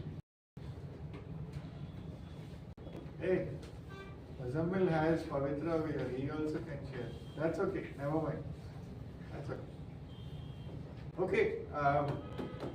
Let's take a break for lunch. We'll resume at 2 o'clock. Until then, lunch is there. Rishi, can you help put that out so that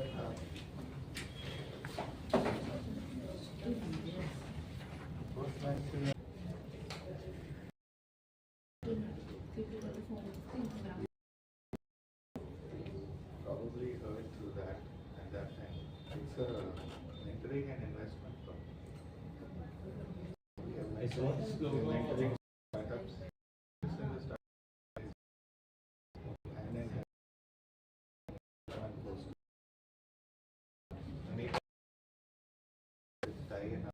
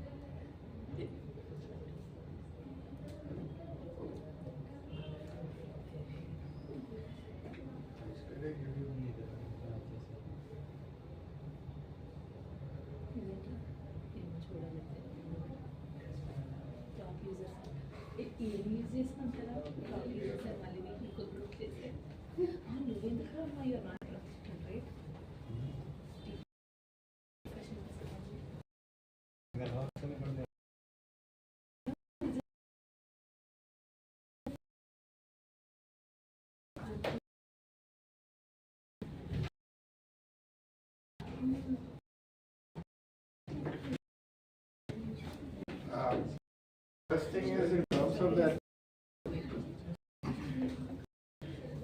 those of you who already have a startup and you're planning, you should just go with that.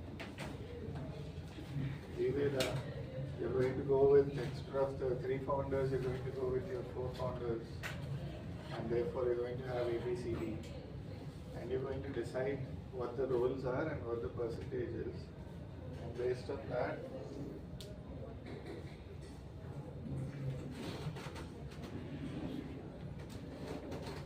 so anytime somebody joins your company, you can give them shares of your company to attract them to join your because startup.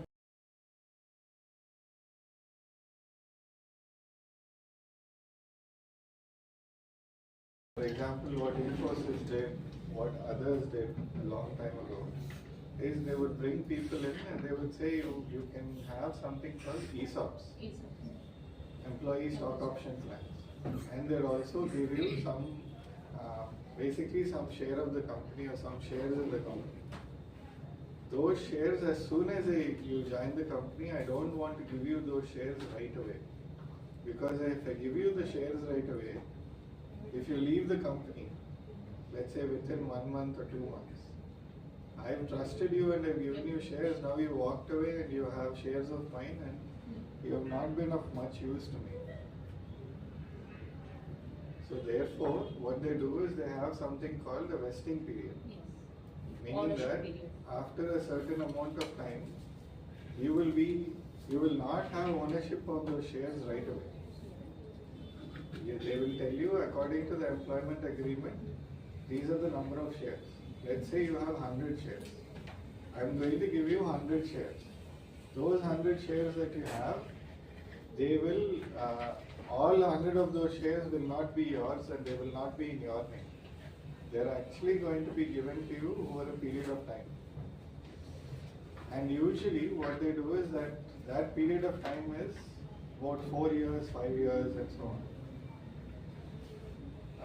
So,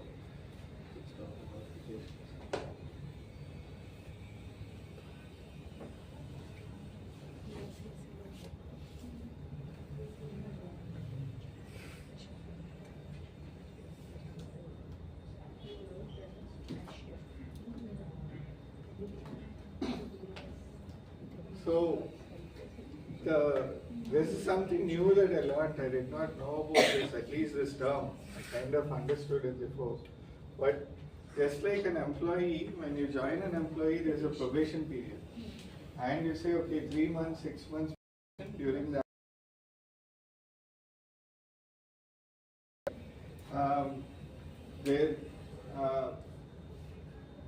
Similarly, for your vesting, you basically have something called your full vesting period can be 4 years or let's say 5 years.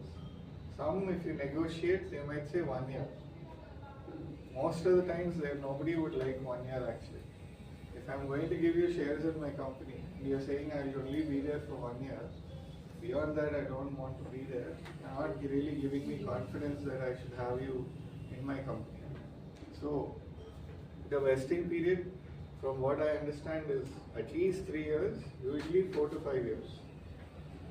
And what happens is, this cliff period is before you get a portion of your funds, of your shares, in your name, transferred to your name. They have that initial cliff for probation. So that can be 6 months, that can be 3 months, that can be 12 months. That's that cliff period. So at the end of 1 year, shares, if you leave, I tell you, the company have the shares in.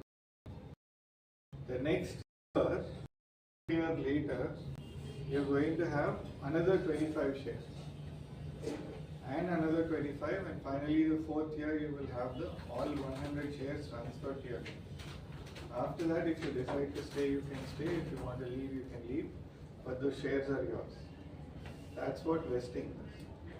And if it's 5 years, then you probably they'll do 20%, 20%, so 20 shares every year.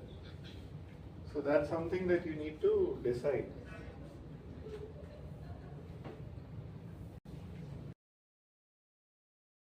Your CMO, whatever those roles are that you're assigning, you kind of make those in your sheets.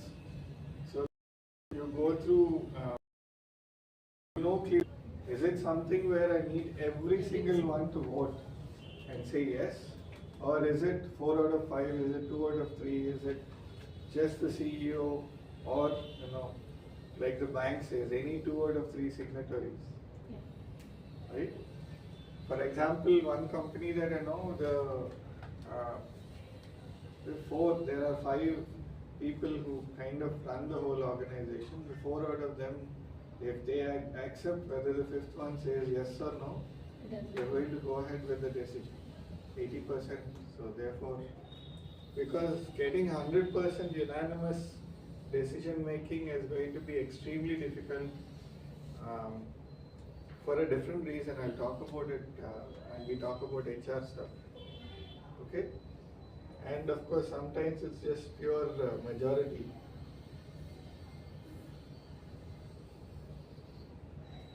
And then when it comes to your intellectual property, anything that is already pre-existing before you started the company, who gets that? Is it the company? Is it you? Is it a bunch of individuals? Is it everybody? That's something that you need to decide. And anytime, what about IP, intellectual property that gets created while you are working somewhere? For example, in Andhra University, if you go and create any IP, they'll help you register that IP for free. But I believe there is a rule that there is some royalty that you need to, out of the royalty, there's some parts that they're going to keep to help you with whatever your idea is, and that's. But private organizations, pretty much the employment agreement clearly says this is anything that you do in the company, if it results in any IP, that's the company property. You can't say I did it in my free time and so it's mine. And they get that agreement in place. And then, one of the other things is that exit clause. There are times when somebody wants to leave. I don't like you fellows, I'm leaving. There are times when you say, I don't like you, you leave. Voluntary and involuntary. How do you manage to do that? How are you going to do that? You need to have a mechanism in place. All of that put together is what this document is all about. If you have this, then the founders are not going to fight as much as if you do not have any of these things in your agreement. Hence this one going and saying, hey, do this. Any questions?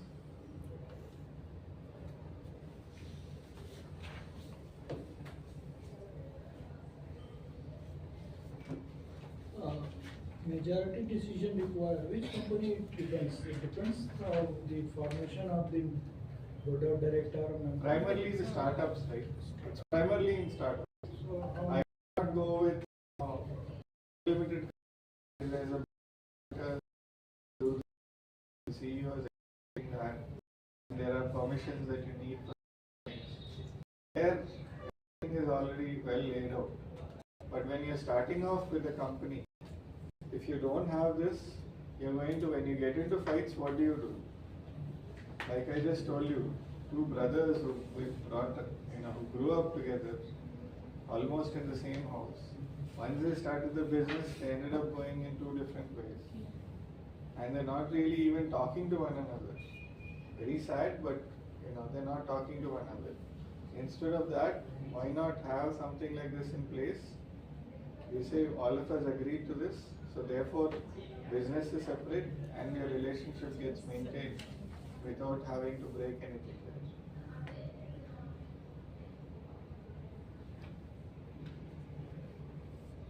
I'm not sure if you're happy with the answer. But how do two person decide?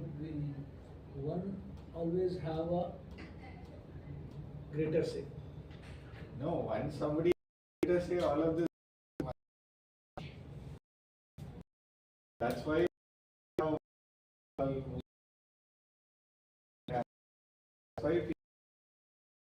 fighting about the movies that we see. I own more shares, therefore I get more decisions, and therefore people fight and what authority that is. I have the shares, therefore I can have. I'm talking as a director.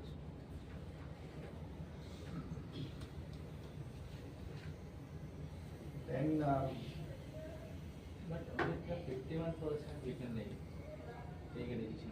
Or is there any clause? Majority, if you have 51% of the shares, we can make the decision fast. yeah, see, you're talking, we need to first make sure that we're distinguishing between what decisions are made at a company level in terms of shareholders and other things, and things related to day-to-day running of the company. Day-to-day running of the company, usually the board of directors is not going to tell you hire 3 people, fire 7 people and all of that. That's something that the CEO takes care of. That's the ultimate decision maker. She decides what she wants to do. But when it comes to the company made 50 rupees in profit, I have 5 shareholders. do I give each of them a dividend of 10 rupees, meaning a share of the profits of that, or do I give them 5 rupees each and keep the remaining 25 rupees and put it back into the company to run the company, or to go and buy some equipment or buy some raw material to go and produce more, right? Those are things that the directors decide. And when the directors decide, there is usually a simple majority that, as far as I know, unless it's clearly laid out differently, it's a simple majority. These people, I mean, these are the 5 people who are the directors. 3 out of 5 of them said yes, and therefore we do that. But as I said, if you write it in your agreement ahead of time that 4 out of 5 need to vote yes or no, the majority decision is not just a majority, it's actually 4 out of 5. 4 of decision that you're taking. That's where, so, you know,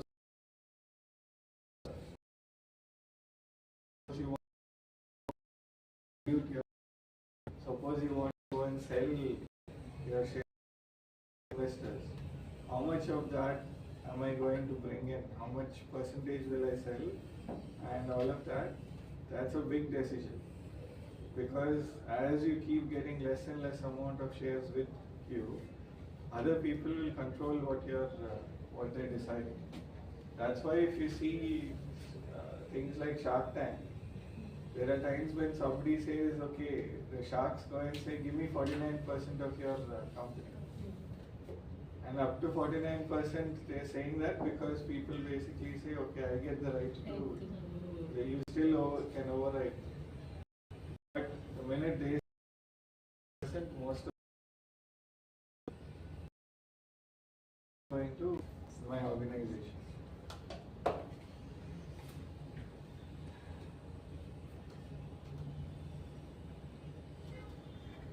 Let me say I have this or not. Yeah, as I expected.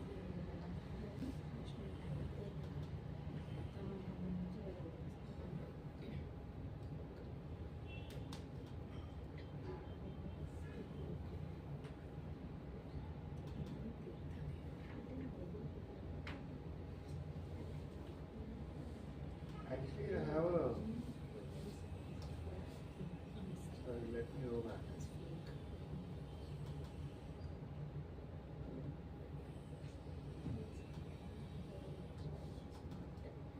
Kiran covered this, right? So.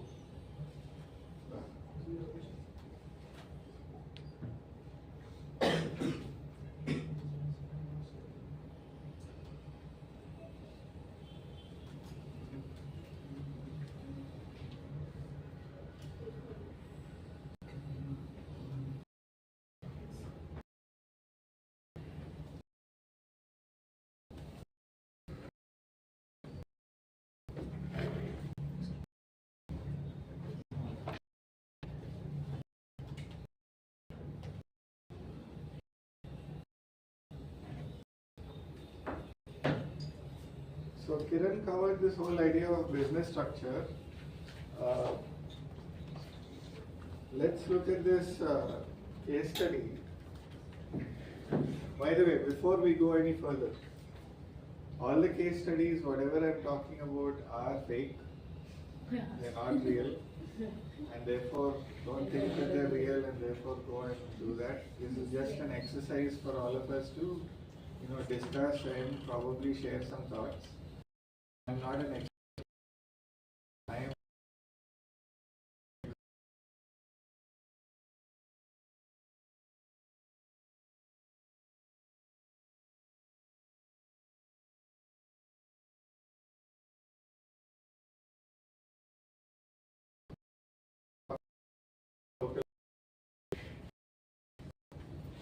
okay. Now the thing is that as they kept growing from a small company which is, and they go to companies, clients, or rather people that they want to sell this to, those people are like, well, why do we want to buy from you? Why should we buy from you? Because there are problems related to liability. What is the liability? Let's say I go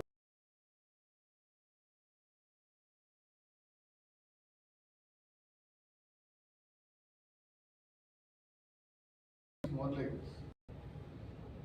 We want to give you food, and we want to make sure that you are, happy with the food and all of that. There are two things that I can do. I can go and get food from a regular restaurant somewhere, or I can get food from a dhaba or a buddy somewhere. Let's say I got to get it from a buddy, Madilpalam Junction. Okay, I'm keeping my cost low. That's great. But if anything happens to you, then sick, and therefore this was a bad idea for having that. That's the simple thing of okay. And saying that I felt sick and all of that. But if you go to a big company and a hotel, let's say one of the larger 3-star, 5-star hotels, and if something goes wrong, there is somebody that you can complain to and maybe even take legal action if you find that they have done something wrong. Similarly, if you go to a company and a company says, I'm going to give you this software, this is wonderful, this is awesome, and it's going to cost you only 10 rupees instead of 100 rupees. If you are somebody who says, oh great, I'll take that and let me take the 100 rupees one, 10 rupees one. But then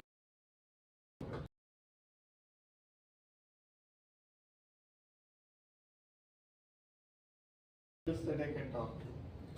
And so I would rather go with, and they're telling me, hey, my design team or my development team, they're all sick or they couldn't come to the office, something like that.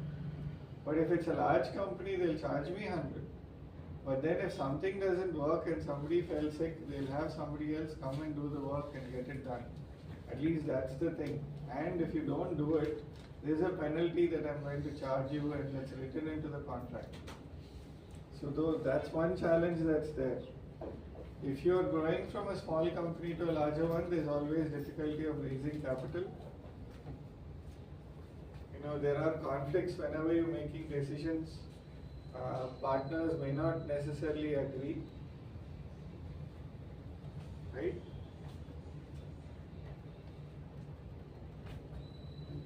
So, I guess one typical example that I have is whenever the government goes and says, I want to create a detailed project report.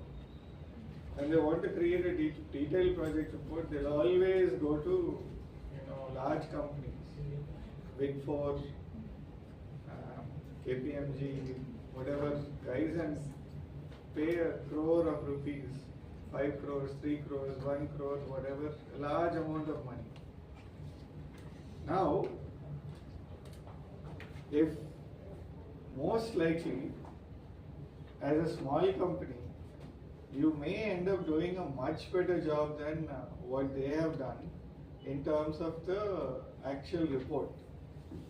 You are perfectly capable, you've done a thorough job and so on. Because one thing that happens that we have noticed, for example, when this Bhogapuram airport was coming into the picture, and this was even before, the state was broken up into pieces, right? This is even before that. There were people who came, and they came from Delhi, and they sat in this other company that I'm a part of, and they talked to me and said, what's the scenario like, what's this, what's that, and all of that. They went around and talked to 4 or 5 other people like me. Got all the information on, just asked time, and then developed a report, and they charged the government some rupees for that.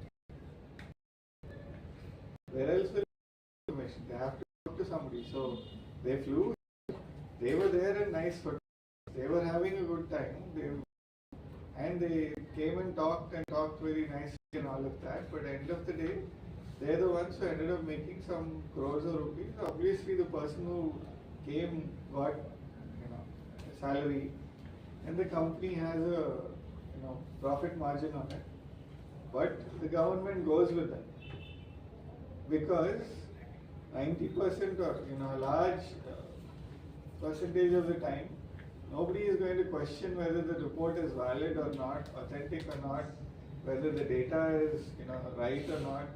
They're just going to say, well, these are trusted sources, therefore I'm going to go with it. But if the government uses a report from me or you, they might say, oh well, this is their party guy, their caste guy, their whatever girl, and therefore that's why they're doing this. This is not real.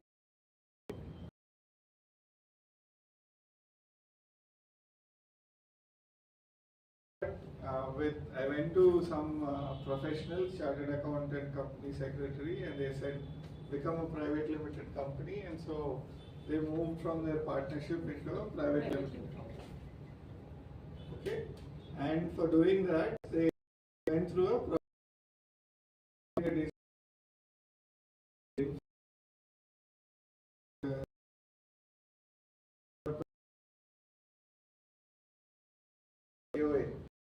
MOA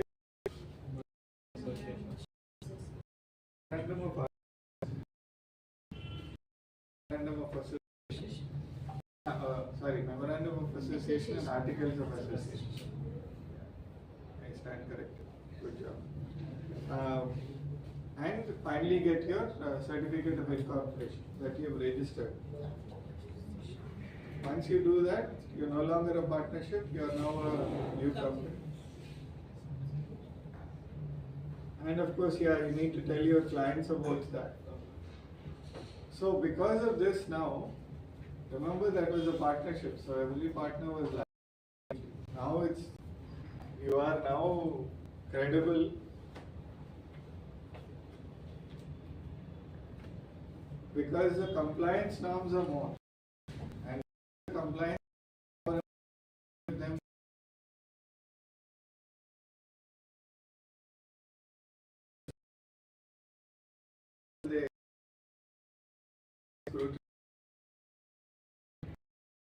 that we submit.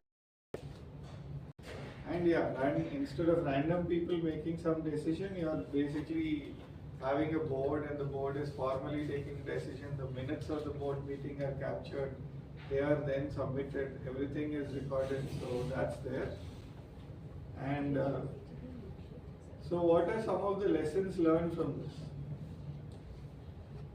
Choosing the right structure for your business, getting professional advice, your business structure in terms of fundraising and client acquisition, and your compliance requirements, business benefits. The lessons learned are already given, so what's going on over here? Well,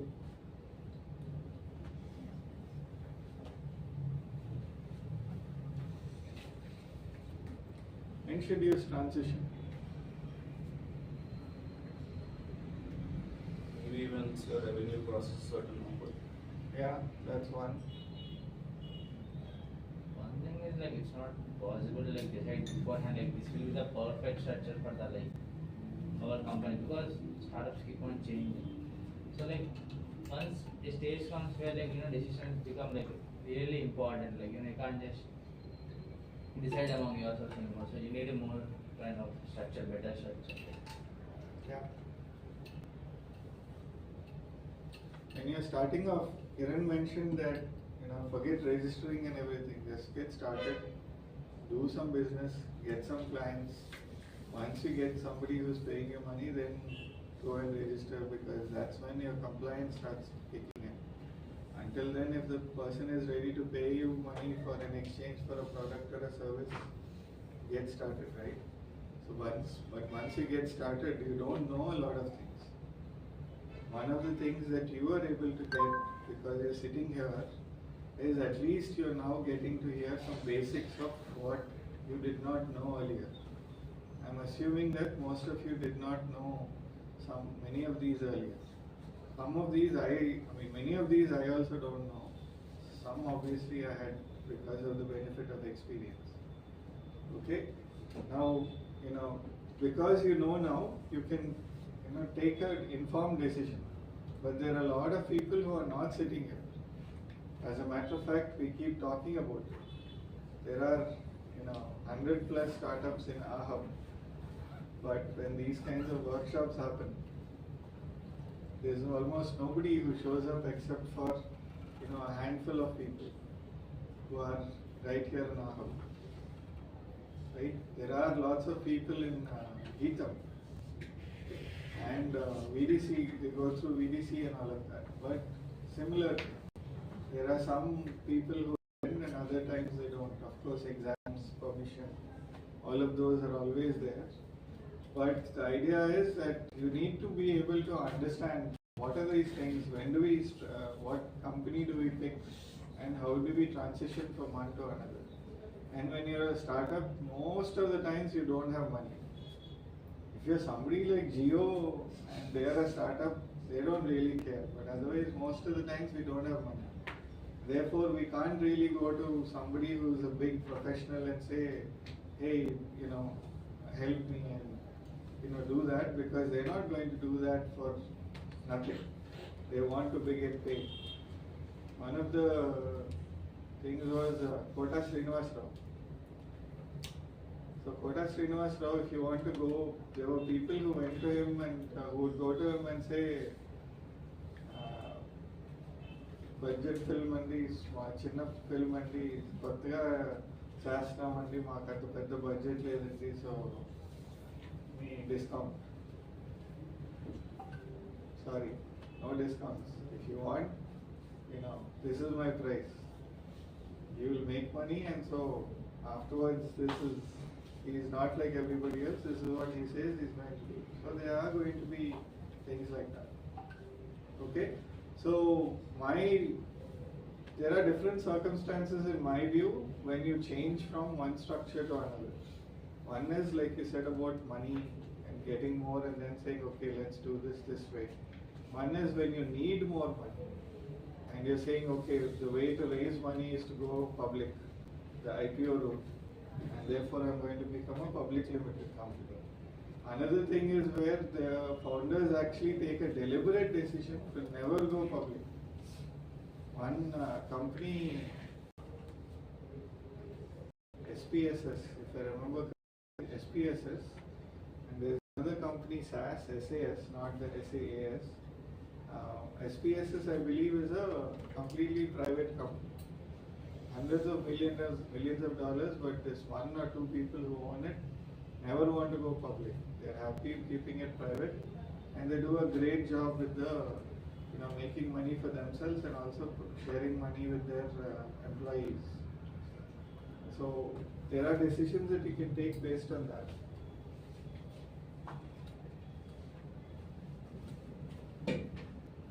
So what about this?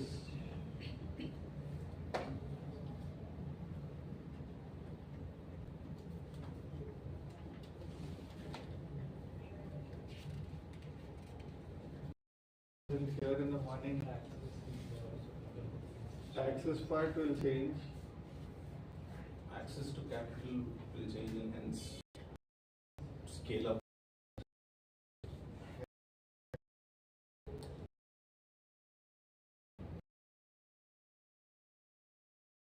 Consider the business, we don't know what for the next 2 months. It's a constant to do every day a new business, new competitor, upset the apple cart of that specific business. So this is the choices we need to know, that to think ahead or prepare for the worst, because we don't know what is going on for the next month. These are the choices we need to make according to our structure. The type of investment that's discussed in the morning. Yeah, the type of investments also, but and also not but. Suppose I choose to be a one-person company. One of the things that's going to happen from a sole proprietorship to a one-person company is that now I need to register. Now I need to.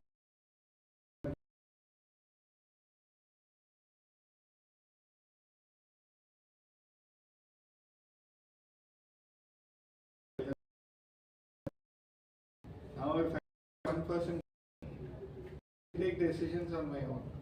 But if I say, okay, from a one-person company, I'll change it into a partnership because I want to get a partner on board. Now my partner may not accept everything and anything that I say. And so there are going to be things that are going to be pointed out, and we need to be aware of that. So that's something that you should bear in mind. And the more the number of partners, the more difficult it gets. And in some places where the economies are more mature, shareholders have a lot of say. There are companies in, for example, the US, where there is a shareholder having, as few as 1 share or 10 shares, and that person can introduce a ballot, suggest that we do something like this. For example, we need to allocate, we need to allow unions to be a part of this company, or we need to allocate 10% of the profits to CSR funding, or we need to follow ESG norms. We need to be more, we need to concentrate more on gender equality. Somebody like with just a few shares can actually have that. And what happens is, in your AGM, when they're calling for that, they list all of these things, and the company says, here are things which we recommend. Here's our recommendation. Yes, no, no, and so on. Usually they say no to these individual and small shareholder things. We'll actually manage to, first get the word out that, hey, this company needs to improve in terms of sustainability.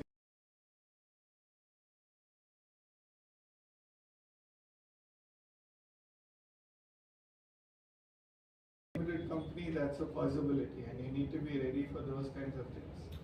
If you give, one last thing, one of the challenges is that there are, let's say I go and say, okay, I'm looking for investment, so anybody who wants to invest in our company, please come. Okay, and you say, okay, I'm going to give you, 10 crores, give me 25% of your company.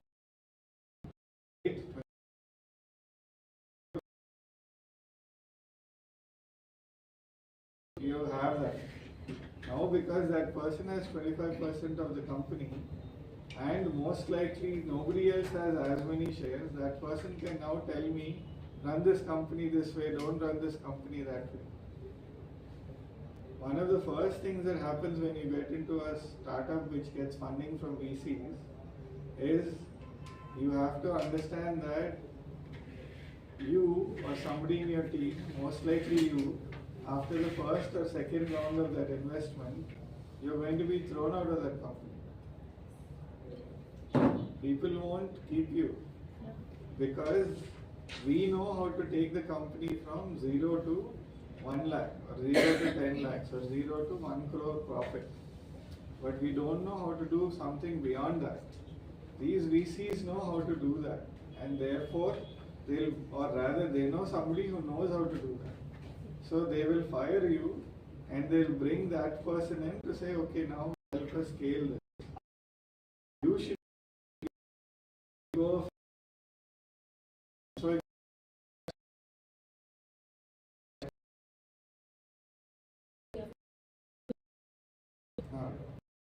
The same thing is happening. okay.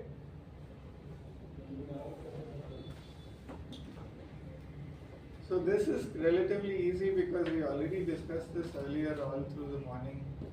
So, from an LLP and a private limited company, I prefer LLPs because less compliance and all of that. But then private limited company, ultimately you want to get lots of people in and investments, then you should go private limited. But compliance is very high, so you should have compliance costs, compliance calendars and all of that. Okay?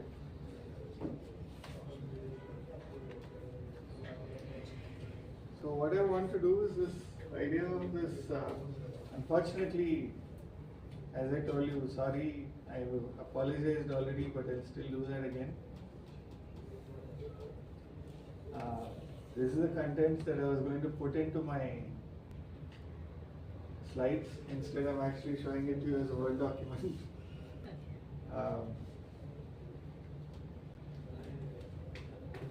So what do you do? We are now transitioning to HR compliance and HR related activities that you should be aware of, and something that already there were a few things that were pointed out. One of the things is that you need to maintain a physical register for attendance. That's something that, despite the whole digitization and IT, there are some things that the government departments will not let you do. And therefore, those are things that you should be aware of, and you should figure out how to comply with them. Okay, and I remember there's something about, for full-time employees, for part-time employees, or for contractors, or for freelancers, something like, or overtime, you need to have a separate register or something like that. I don't know the norms, but you should be, so different things related to HR that you should be aware of, that's what we'll talk about now, okay? Obviously, whenever you're hiring somebody into your organization, you should have an offer letter that matches what your salary are you offering, what is the role, what are the responsibilities, and so on. Before I go any further, Vishal, you had a question or a yes, sir. You wanted to say something? No, I had a question, sir. Yeah. Let's say a company, there is a startup, and they took their first round of investment, some money, and now they want to change the structure of the business. Will the investor have a say that you should not do this, you should do this? Yeah. They have a say. There's something minor, you can probably override.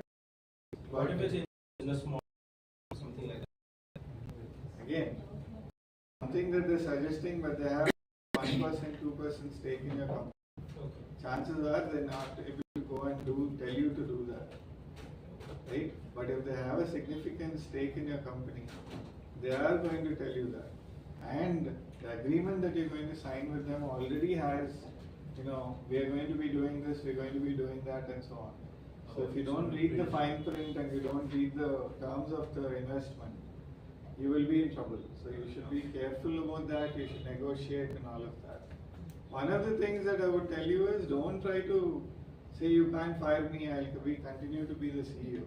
As a matter of fact, you should, majority of the times, they know better than us in terms of what is good for the company, because they want the investment to grow. So therefore, if they're saying they're going to fire me and replace somebody else, bring somebody else in my place, they're probably doing that because they believe that that person is going to do a better job than me, right?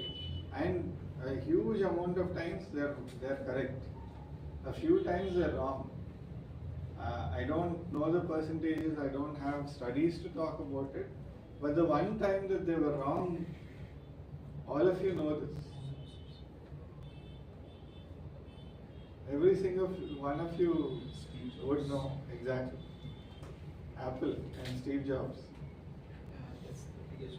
Apple got rid of Steve Jobs, saying that you're being this, you're being that, and he was that. They were. I'm reading his or listening to his. Somebody wrote a book biography on him, and he was difficult to manage, and he was yelling and shouting at people and lots of other things.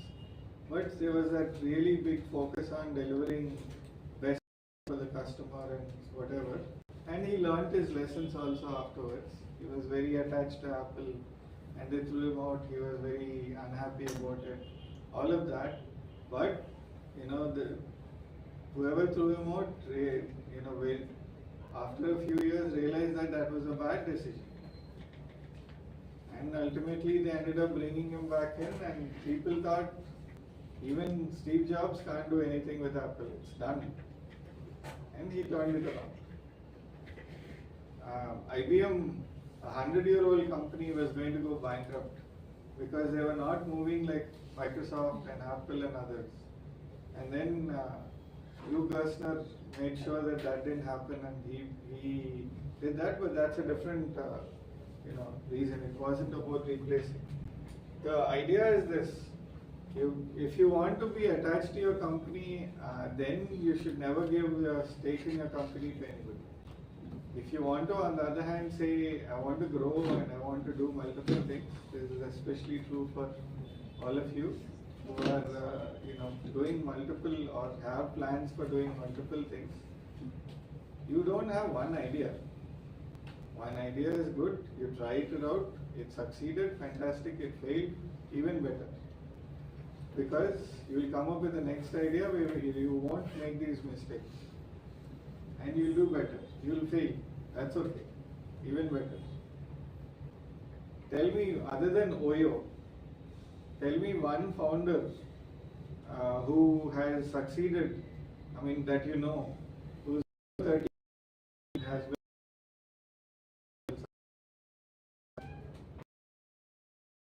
You want to build some experience and then started a company based on that experience, Flipkart, or they've tried, failed, tried, failed, tried, failed, and then they figured out, how do I attract money? What do I say to make people give me money?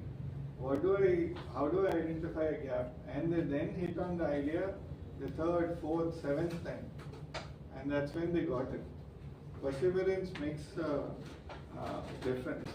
And there are times when you can give advice both ways. That's the thing with advice. You can say, okay, persevere, even if everybody is saying, no, it won't work, do it. And I can exactly at the same time, I can say, hey, when so many people are telling you it won't work, you should listen and be logical and not do it. Yeah. Right? So, I can give you examples to show both the statements is right or both the statements is wrong. Either of the statements is right or either of them is wrong. For example, if you say you don't persevere, just give up, move on, make something else, we would not have had Google. We would not have KFC. Even Coke, from what I understand, would not have happened. I don't know if it's true, but just a few days ago I read that the first year Coke sold, I think, 100 bottles or something. First year. So you would say, okay, don't give up and keep trying. On the other hand, if you have a bad idea and people are telling you it's a bad idea and you refuse to give up, and we have seen a lot of people in Vizag, for example, who keep sticking to an idea and saying, okay, we're going to only stick with this idea. Yes, fine, but if you're not, improve what you're doing. That's it. We know somebody in Vizag who has been going around for the past 20 years saying that I have this idea and this is my idea. Every time you talk, it's the exact same thing. Nothing has changed in 20 years. So, anyway, documents wise, your employment agreement is important. You need to know what goes in there and what should not go in there. So there's some legalities that are there. Your non-disclosure agreement is something that's important that you need to have. You can have it separately, or I guess again, these are things that I'm telling you.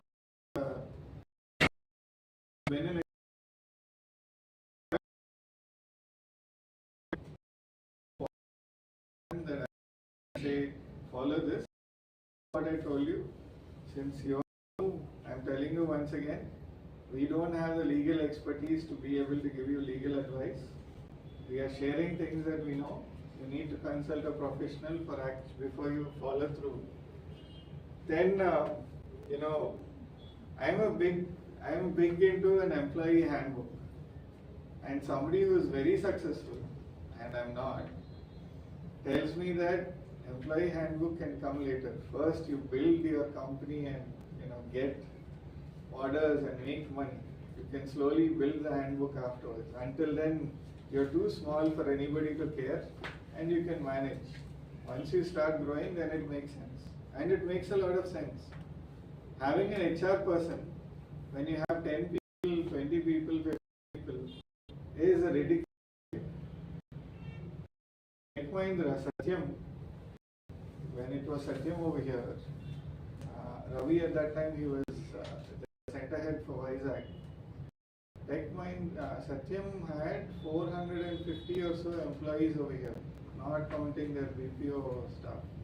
450. You know how many HR people they had for that 450 people? Out of that 450, how many HR people were there? 25 people. Zero. They had 0 HR people here. Their HR people were there in Hyderabad. Everything that they wanted to do related to HR is already online. So I want to take a leave. It's online. You put it in there and the manager sees it, approves it, rejects it, whatever. You say I have my performance appraisal online. I have a complaint about somebody online. I want my pay slips online. Standardization. Everything is there online. Technology, using technology. And so they didn't really need a lot of HR people. They went and said, only for hiring you are the things that we and have this being and you do the interviews for us, you do the training.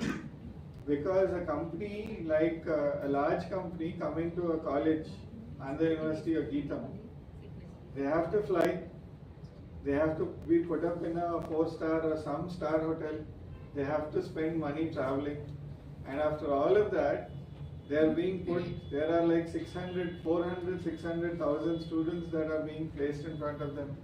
They need to do all these rounds to screen them down to some number that they can interview.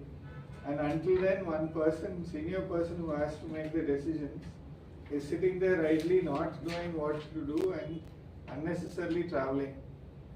And then once they come at 6 o'clock or 5 o'clock, that's when they actually start the final interviews to say yes or no. And when all of that is happening, it's a huge waste of their time and resources. Instead, some of them are realized, in the US they're doing it more often, we are still people intensive, so we are still doing this. But some of them have basically said, interview buddy, you do the screening. Give us the screen candidates and, we will just do the screening. And that screening, we'll use the interview buddy platform to do it online. So I don't need to be physically present in front of you. I can be wherever I am. I'm sitting doing my work. Oh, it's 4 o'clock, it's time for my interview. I'm going to immediately get online, finish those interviews 4 to 7, and then I'm going to go back home or go back to my work or whatever. Saving of time, saving of resources, and much more smoother process.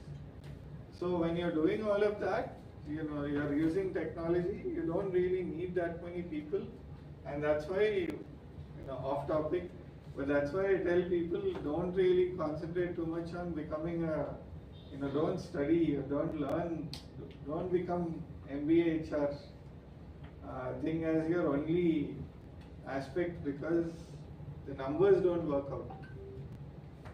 How many HR people does a company need?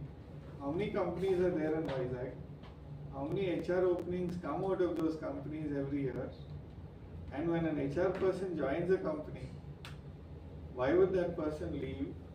They will leave to some other company for another HR role, and everybody is just playing, what is a musical chairs. So, not too many openings for you.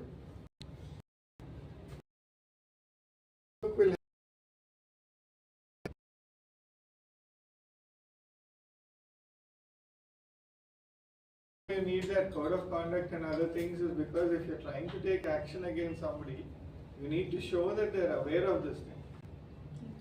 By the way, one of the things that we found out many years ago, and we've been finding out ever since, if an employee, the employee always wins. The employer almost never wins. There are cases that have gone on for 20 years, and finally the court says Well, even if the employee was wrong, now the employee has been waiting for 20 years trying to get judgment from you and he hasn't worked anywhere, so pay him compensation for these 20 years. How is he going to live otherwise, all of that, whatever reason they That's have. the case in manufacturing.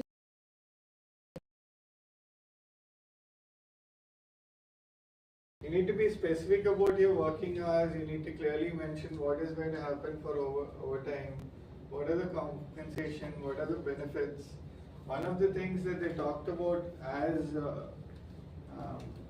as far back as 2017 or 18 was that the government introduced a policy that if you have at least 50 employees in your organization, you need to have a creche, a daycare center.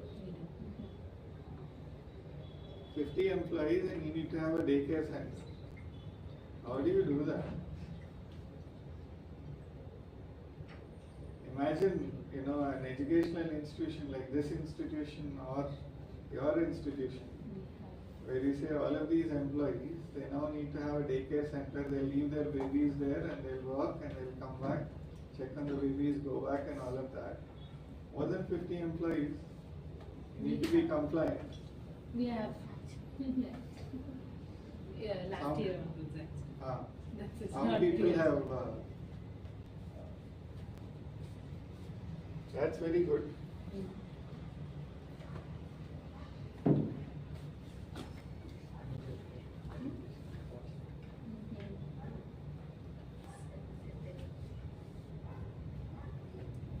Yeah, actually this is pretty straightforward, so we'll actually do 4.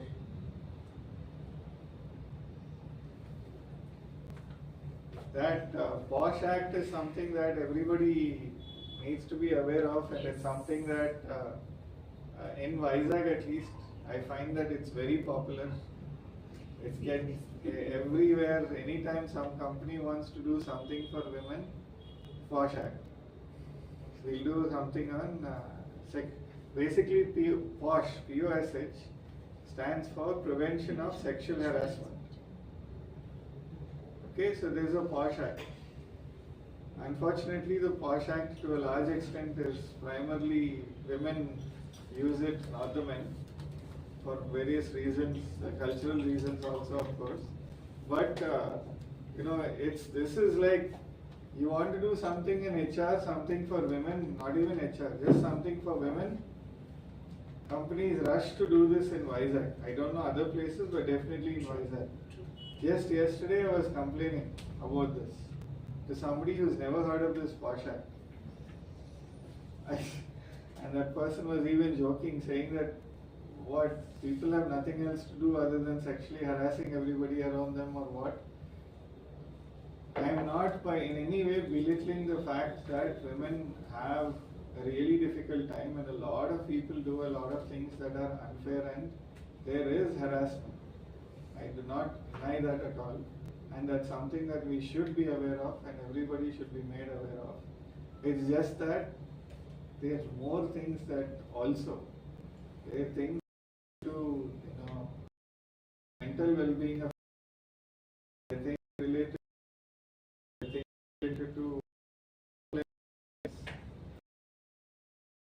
to upset, things related to some days of to take 2 years because of my maternity leave. Because I want to raise a child after, not just give birth to a child, but Raise a child. I want to raise a child for at least the next 2-3 years before I come back. Maybe longer, and then they have to start at the very beginning, at the bottom, just like a fresher. Totally unfair. And we should be talking about those also, and how do we get that to happen? But The point is, sir, sometimes they misuse this, and the other thing is if a POSH case was there, no matter what, you will be removed first, and then the investigation will start. That's the main issue here. There are women who have suffered, but those who face will never come, or else they will handle it in another way, but never in this. I've No, seen there people are- using it Yeah. in another way.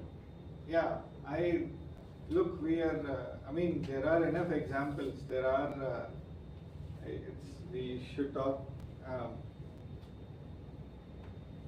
I understand what you're saying. 465 is what I think 485A is something that you should also be aware of, because telling is right number.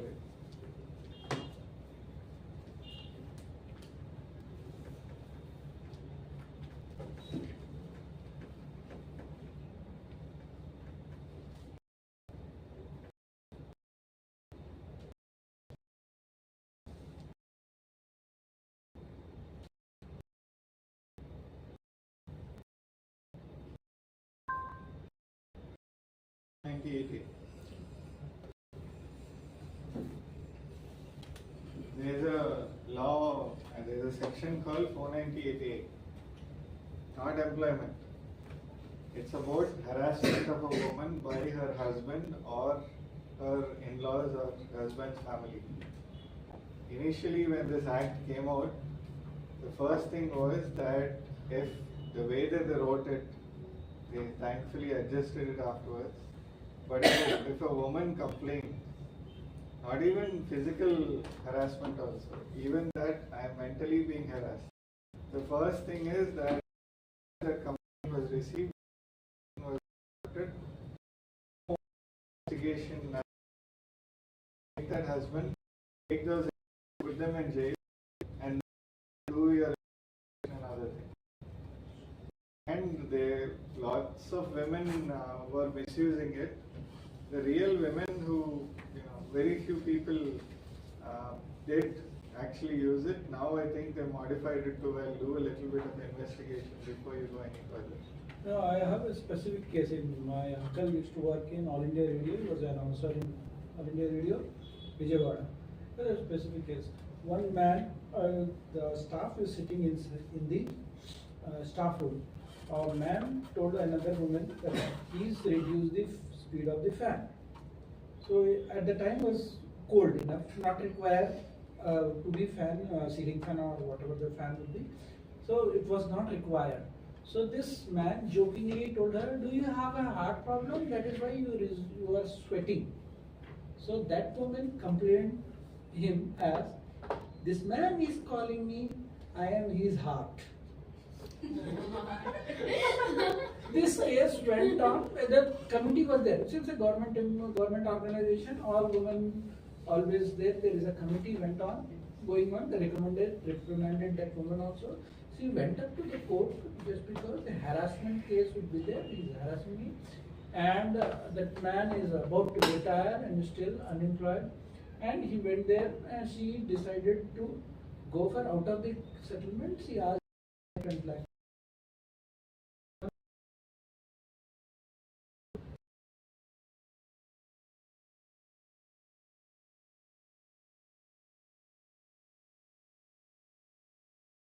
Yesterday it was reported that somebody in Gurgaon or UP, somewhere in the northern part of India, there's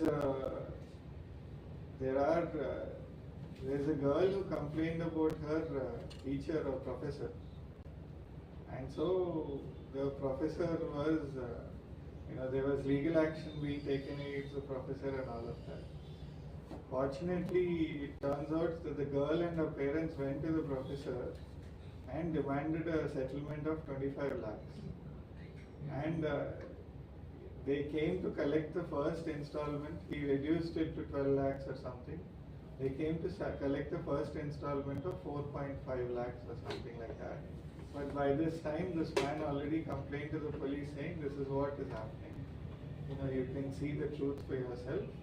Come." And the police caught these people, all three of them red-handed, taking the money. And so they realized that this girl just made up the thing and it's not really true. But that's usually a rarity, being able to catch that. So there are things that are there.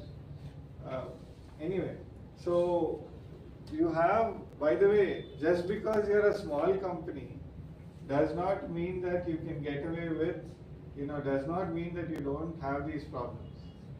I know experience first hand, misbehaved part, but actually tried to misbehave with a colleague, and the colleague, and we ended that there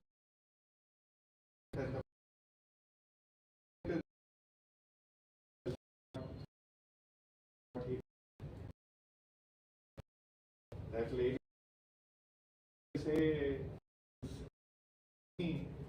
don't want him into any trouble as long as he doesn't try to do this. I'm okay, and but this is like something that can happen in any organization anywhere, no matter how small you are, and people will behave in different ways, and you need to be aware of that. But imagine you being a startup and you have some situation where some boy or girl has done something that they should not be doing, and your entire startup idea and fantastic things that you're building are all gone because of something that was violated. So that's something that you should be aware of. There is, as your company grows, definitely, initially you won't have this because you're too small, but once your company grows, you need to have something called an ICC, okay, an internal complaints committee. And that complaints committee is the one that listens or registers a complaint from somebody who's been harassed. And they're supposed to keep it anonymous. They have lots of rules about that. There's a training for training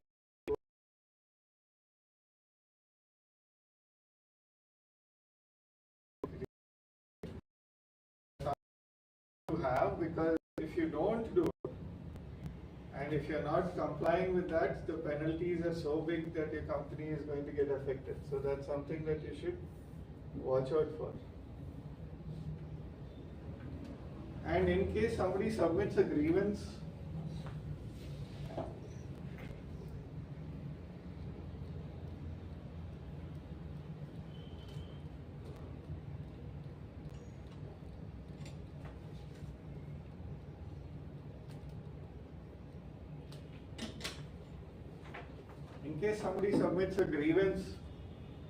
do you have processes and procedures in place? These are also things that you need to have in mind. I am not going to go too far. We've already gone and done a lot in depth when you're at a very early stage in terms of what you're trying to do. But the idea is you need to be aware of these policies, and there's legalities that you need to keep in mind. Then we have this in a few of our offers that we give out in terms of data protection and privacy. There is one act, by the way, once again another act that is there called TiE Act of 66A. If a company files a case against you saying that you took some data from them or whatever, you can be, or you can serious action can be taken against you.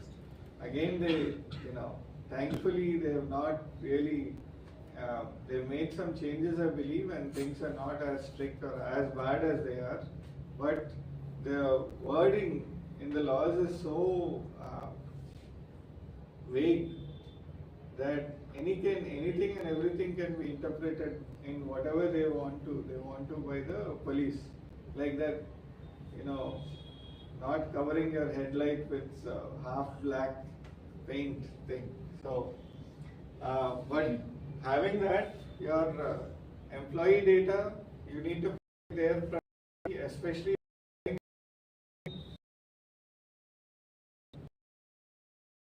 Europe. Again, it's the same thing. That data should only be there in Europe and not anywhere else. Now, India is also insisting that all the data related to our residents and citizens needs to be there. So that's something that you need to be aware of. As I was telling you earlier, there's a minimum wages thing. Each state has its own minimum wages depending on different categories. Shops and establishments we've already mentioned. There is a maternity benefit, and there is the other legal one. I'm not that's one more act that apparently is there that we need to be aware of. Okay. This is something.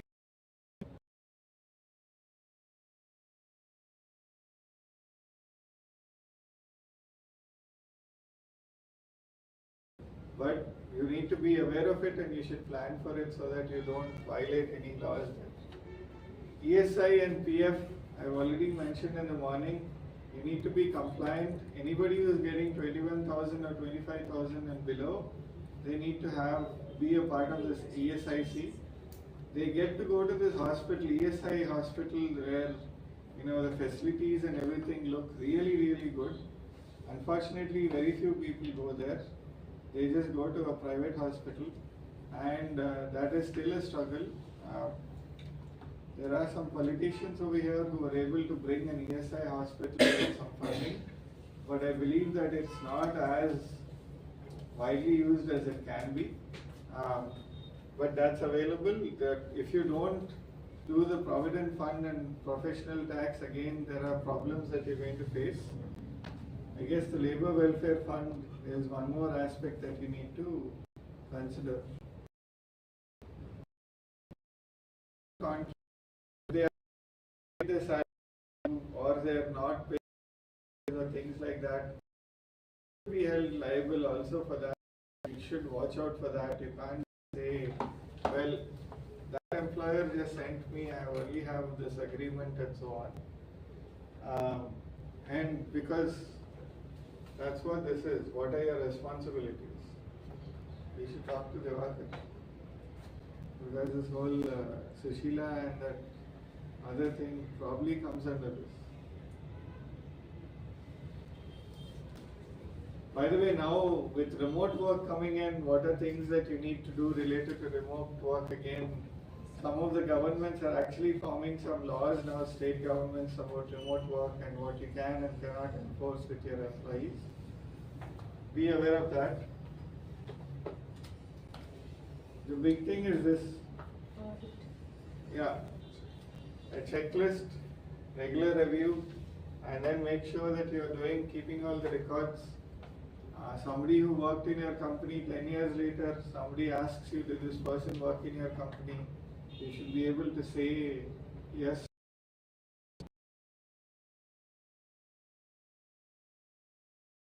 And they've gone and submitted to the next employer. I worked there for 1 year, 2 years. And then they contact us and say, I told them that I worked for 1 year or 2 years. Please do that. And sorry, but I can't lie. I'm not going to be doing that. You should not have lied, first of all. Okay? Questions?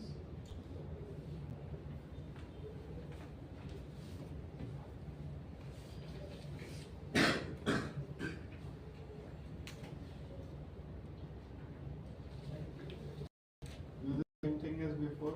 One and rest.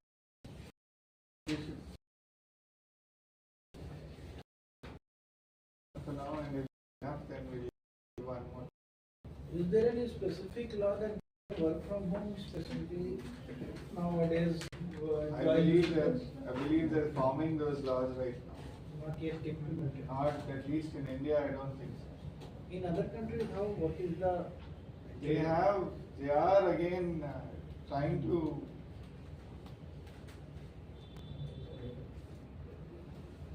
I believe they're framing the laws, but I don't know what they are. I don't have enough information. I'll find out and let you know. Just a COVID-like situation that was not yet evolved, I think.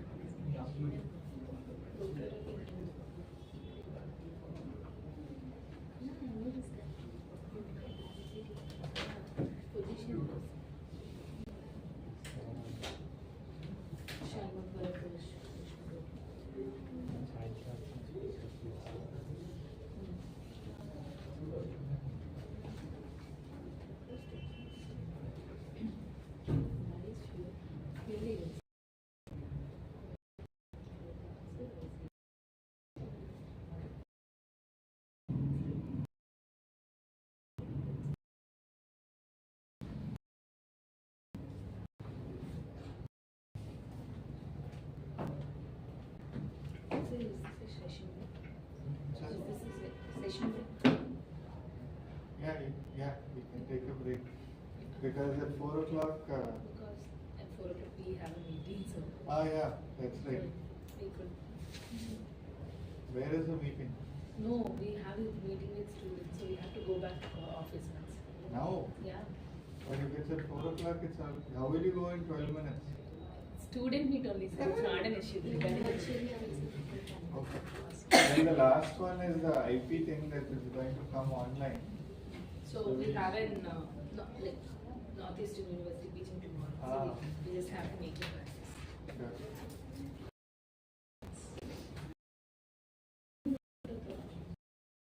I'll just show you. Pitching tomorrow. Is which is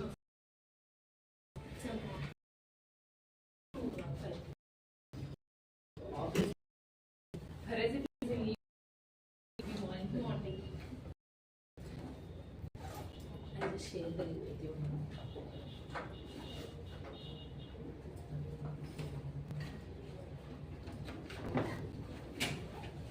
So we'll at 4 o'clock, Anindya Chaudhary, Roy Chaudhary is going to come and professor, and we'll have the session. So we have 10, 11 minutes, 15-minute break. During the break, if you want to, you can fill in that form or just relax. So can you just share me those? I'm doing links? that. I'm putting it in the group. Thank you, sir. All of these Share are. me, because I'm not in that. You should join the group. No, If I'm you- there in there. She is there. No. If you plan to come again in future sessions, you should join the group. Otherwise, pick it up from there. Okay, Jimmy? Okay, sir, we'll leave. Thank you, sir. Chemistry can tell you.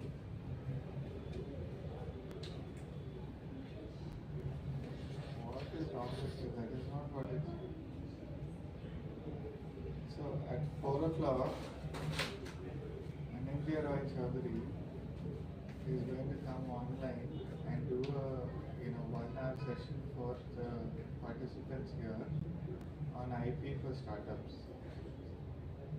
And so through this, I'm sure we can do this through the smart TV. I want to know how to set that up. Should it be a Google Meet? Should it be a Zoom thing? Okay, and how do we, so we just send her a link after that?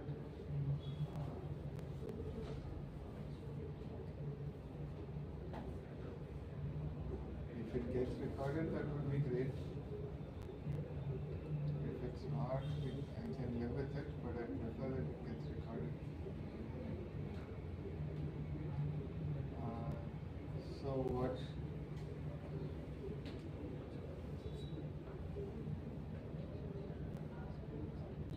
The other thing is, of course, that if we do a Google Meet, how are we recording it? We're still recording it through the phone, right?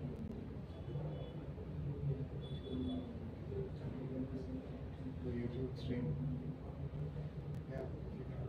With the so create, I'll actually share her email ID now. So you can add her and you can add.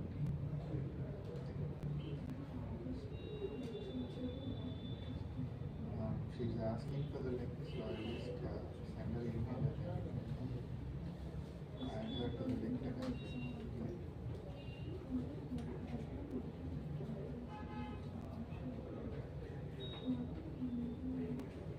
Oh, I can log in from here using a browser.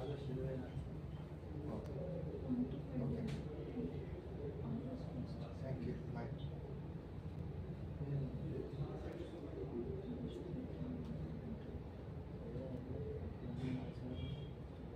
I need a camera. Where did I get the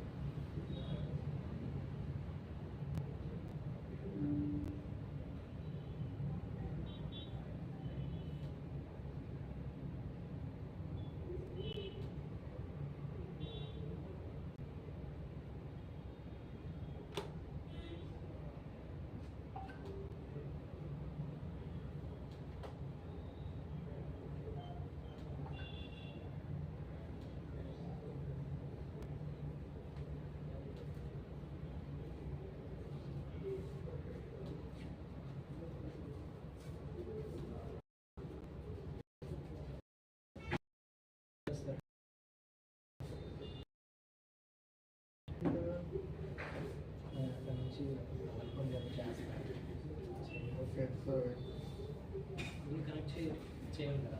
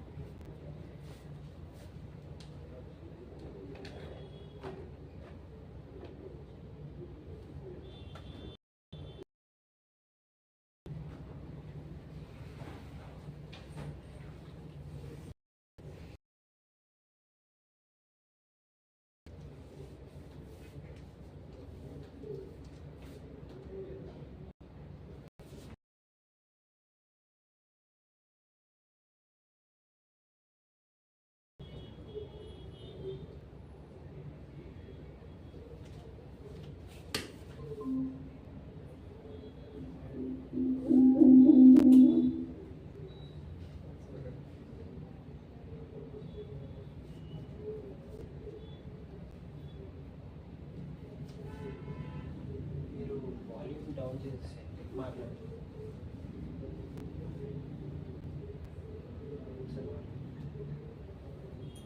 Hello.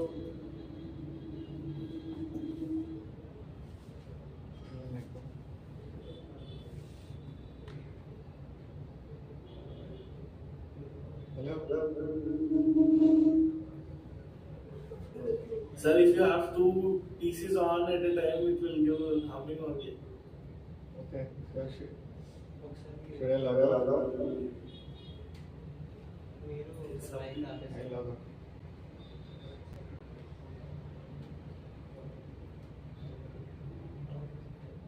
Hello.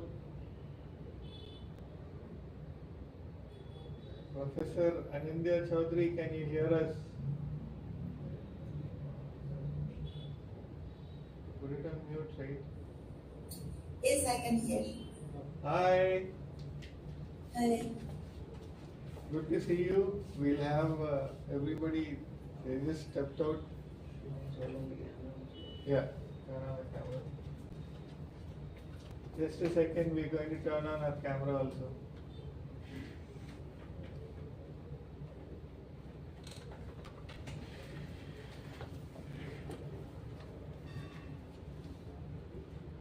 Okay.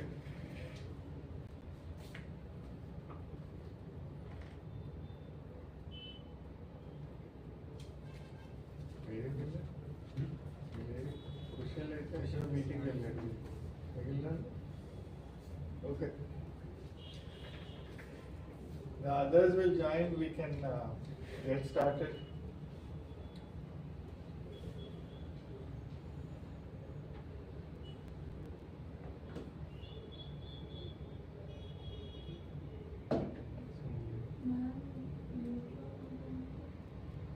Yeah, she is.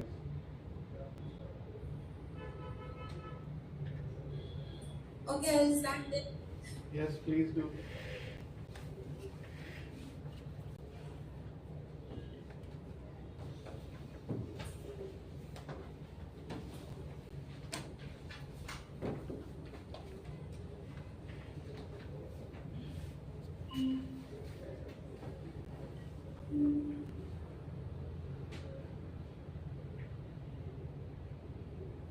I hope I'm audible. Yes, you're audible and your presentation is visible. Okay. So, I've been asked to talk about IPI for startups. I'm not sure who are the audience and how much is their IP knowledge.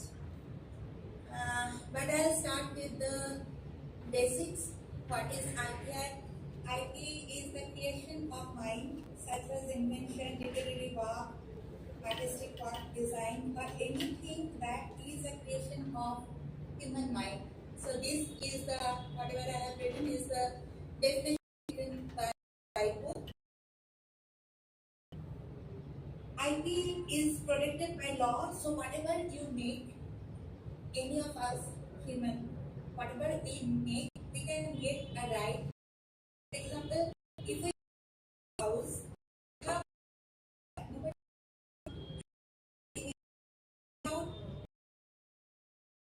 that tangible things we can touch that will not exist in reality. So it's called property.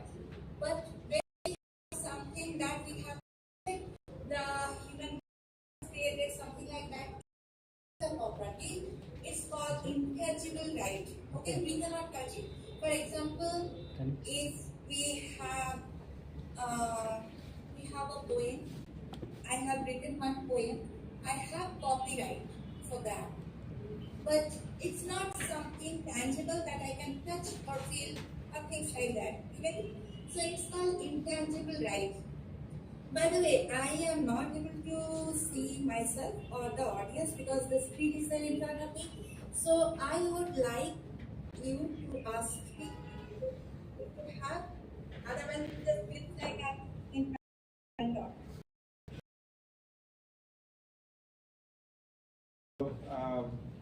The audience that you have here, there are a couple of us who know about IP, but others have heard of it but don't know much more than that. And the second thing is they have, I guess, other than me, we have an assistant from one of the locals over here who's got plus years of experience, that's finance field. And then we have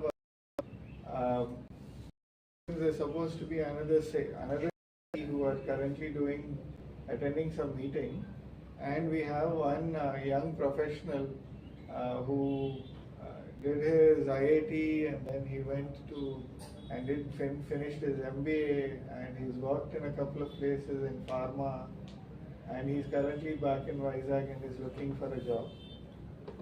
So that's the composition of who we are. Yeah.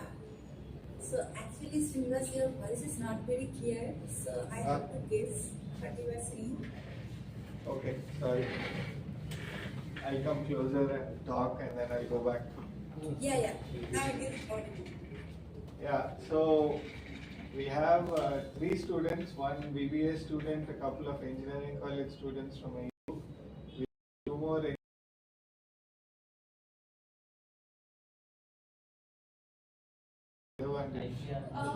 No, she attended. Actually, 2 of them attended your session.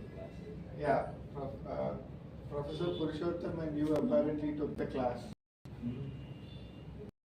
But there are one BB months ago,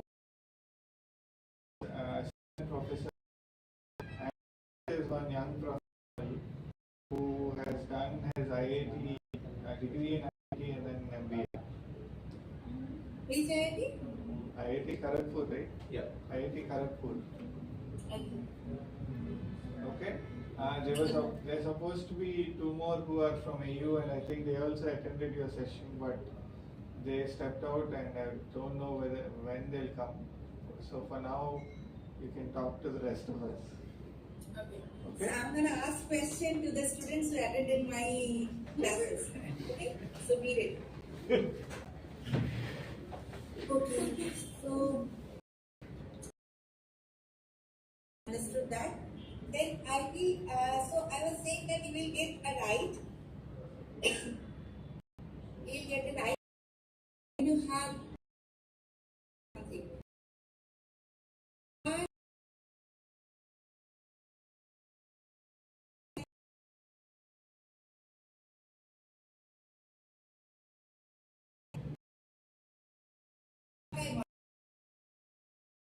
An application to write one poem, that is your copyright. In all other cases, you have to file the application to the respective offices. For example, patent office is there, copyright office is there. If you want to file copyright, you can file over there also. Otherwise, you get the copyright office. If you want to file trademark, if you have to get the David register, you have to file trademark also, design also. So there are several kinds of IPs that I will tell. And if you do not understand anything, ask two students sitting along with you who took my classes. If they cannot answer, then tell it back to me. So these are different types of IP types. First, academic.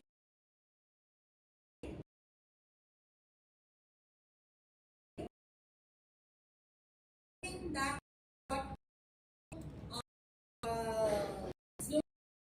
anything that you can what you can identify about that brand. For example, if this is an item watch, so like anything, you can say for example the laptop I'm using is HP, so the HP is a trademark. This item is a whatever it is, I call it some something whatever. So that is another trademark. So any brand you can see on your screen that you can identify its branding, right? So that is the power of a trademark. You can see the Starbucks logos over there, the peer-looking girl and some, those things. So that is Starbucks. Although the word is not written over there, but you can identify it. You can see Apple. You don't think like that is Apple that you are gonna buy and eat. You know that that is from Apple companies. But that is the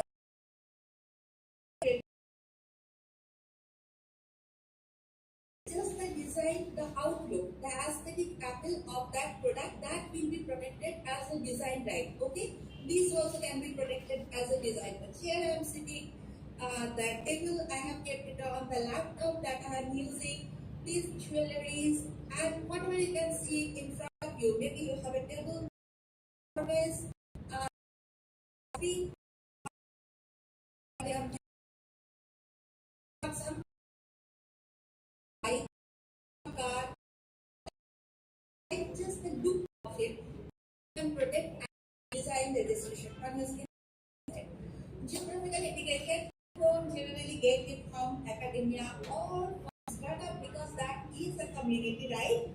Geographical indication means some product that is available in a particular geographical area, having the characteristics of that geographical area. For example, here you can see that Darjeeling tea. When you hear about Darjeeling, I don't know you guys have been to Darjeeling or not, you know it's about Darjeeling tea, although the word tea is not written over there. So, the tea that has got geographical indication protection, that was the first GI in India, that's from Darjeeling. Darjeeling is in West Bengal. Like that, in Andhra Pradesh also there are several kinds of GI. For example, Tirupati Laddu, that comes from Tirupati temple only. You don't make it at your home and sell it and tell like this is Tirupati Laddu. It doesn't work in that way, right?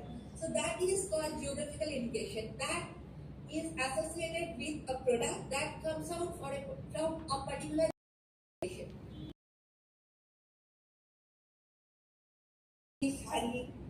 Then Kondapalli, Bommalu, things like that. Though I think Kondapalli is a name of the place, I guess. Yes. So that name will be related with the place will be originated. Those are called geographical indication. Then that can be so many different kinds of variety of the plant that you can register. You maybe or maybe you. If you are a startup and if you have been working on genetically modified plants, then you can also apply for this kind of right. Then semiconductor IC layout design. IC is integrated circuit layout design. So any electronics company or anybody who is designing a new semiconductor IC layout, they can apply for this protection. The last one is trade secret. For this, you don't have to file any application. This is an IP as long as it is secret. So, the famous whatever is there. If you can make it, you and it will tell that that is Coca-Cola and Coca-Cola will run out of business. So that is their trade secret. They have something that they don't share. That is their secret and the success of their company. That is trade secret. So it depends upon your company strategy, how you wanna protect your IP. So these are the types of IPs that is available. It depends upon what kind of work you are doing. Based on that, you can apply for that IP protection. So if you want to apply for a patent, it doesn't have to be groundbreaking research. Here on this screen you can see safety pin. That was a patent in 1872 or something like that. And that time that was very useful for the people. At that time it was not there, so that was when it got the patent protection. Patent is from 20 years from the date of filing or priority. It cannot be renewed after 20 years. For example, trademark, it doesn't do, it can be renewed forever, trademark, because Google is a trademark. So if you give the IP protection for 20 years only, after that you say we cannot give it, then they will run out of business. You cannot do that, right? So for trademark and geographical indication, it can be renewed forever. But for patent, it's not like that, because patent is a technical thing and technology generally go obsolete. So patent will lapse after 20 years, you cannot do anything about it. Patent is given for invention, not for distribution. A patent granted in India is only valid in India. So whichever country you want to get your patent right on, you have to file in that country, get the grant in that country only, then you can enforce that in that country. So if you have filed in India, grant in the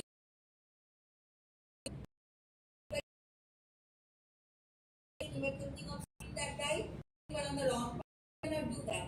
In order to enforce that in the US, you have to file the application in the US. Otherwise, you cannot do anything in the US. Your patent will be enforced only in India. You have to, and the last point is you have to take permission for filing abroad without filing it in India. So if you want to file directly out of India without filing it in India, India generally does not give that permission. You have to take permission from Indian Patent Office. They are pays to do it. Then copyright, I was saying, so copyright will be valid for 60 years after the date of the. If I write one poem today, that is my copyright. That will be my poem after I die. Even 60 years after.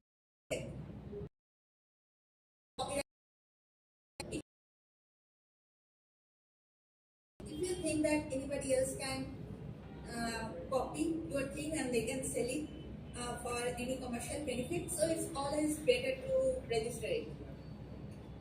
Then comes trademark. I told you this trademark. Google is a trademark. There is a specific thing. The purple color of that packet is also a trademark. Have you ever seen any dairy milk that is white, or maybe blue, or maybe this color? It doesn't happen like that. They have the trademark purple color. That is Cadbury dairy milk trademark. That is called color trademark. So it one color green, and they don't make it violet, things like that. They don't do that because they have applied and registered just like this. They get registration for that only. So trademark can be renewed every 10 years. You can file today, get the registration for 10 years, again file for another 10 years. As long as it is there in the market, you can renew it forever. Then comes design. I was telling you, like a watch or anything can be designed. Here I have just given an example of refrigerators. So those are different kinds of design that can be protected. If at the time of filing you get a 10 years of registration, then you can renew it for one. That is for 5 years. So total you get 15 years of time for design registration. There are several things that you can file for design registration: watch, jewelry, fashion item, luxury item, anything. Whatever there is, it is there on the screen. You can read it and you can file all these things. Then geographical indication. I told you about Tirupati Laddu. This is an image of that Tirupati Laddu. This is also like trademark, you can get it registered for every 10 years. You have to keep on registering it, renewing it. Plant variety protection, I told you, here are just example of different kinds of banana. You can see the term of these first 9 years, then it can be renewed again for 9 years, total 9 plus 9, 18 years. This is semiconductor IC layout design. This is only for 10 years. After that, you cannot renew it because these things are electronics things, they get obsolete very quickly. And this is trade secret. For example, the Maggi masala, that is a trade secret of Maggi. The Google search engine, that is a trade secret of Google. In India, we don't have any law for protecting trade secret, but it is protected through Contract Act 1872. By that, I mean that whatever I have told now, for every and each IP, there is a separate act, separate law for that. Okay? So, this is your responsibility to think about what kind of IPR is suitable and effective for the IP that you have created. For example, Coca-Cola have the trade secret for their formula of making it, but they also have trademark. The Coca-Cola bottle is also a trademark. They have copyright for the way they are writing Coca-Cola and design also. For their brand protection, they are using all these things. But they also have trade secret for that. Use also IP to something. The way you are in several ways you are doing it so that nobody can copy it. So, any question?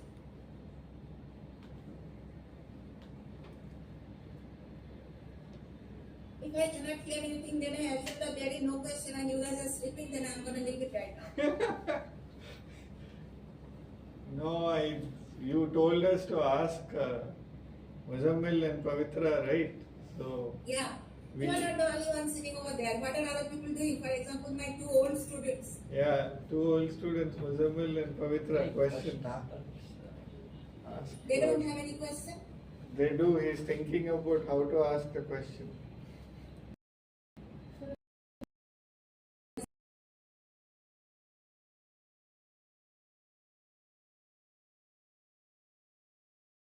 Half part of it already existing, other half is like we are innovating it. So like, can we make it a bit? So they're not able, they're feeling a little shy, I guess, but they're asking me the question instead of answering.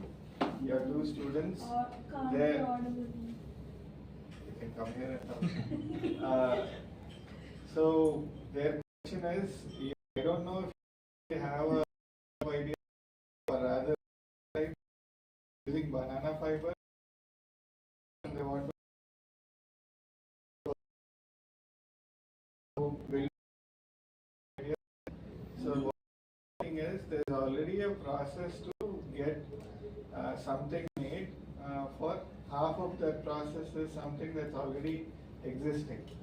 Now these people have gone and created an additional process to finally reach the products that they have. Can they? What is the benefit? Yeah. So let me ask, what is the benefit of your process as value addition compared to whatever was there? Value addition, it seems. Like what? Like the normal fiber cannot be used for textiles that easily, but this Research by going to lots of banana clothing, sustainable clothing. Okay, so you wanna file the patent application for making sustainable clothing?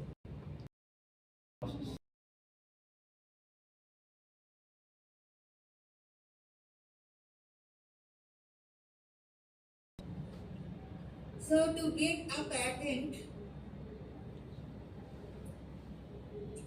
it has to be novel, then inventive, then capable of industrial application. Okay, novel means it is new. So I guess whatever you are doing is new. But it has to have one inventive step. That means I have economic process didn't, you have improved. Only the patent examiner will stop your application. If you can clear that step, then you will go through. So you have to justify that your process has got economic significance or is advanced as compared to whatever was already existing. It depends upon the way your patent attorney is drafting the application, or you are convincing the patent attorney to draft the application. Remember, you can always convince the patent office if it is drafted in that way. So, second step is the crucial one for you. Implementation. Is that clear? Yeah, it's clear. Thank you. Confusing. Yes, thank you. Sir, one question. So what if nothing is existing? Like, if it's completely not. Invention. Yeah. It's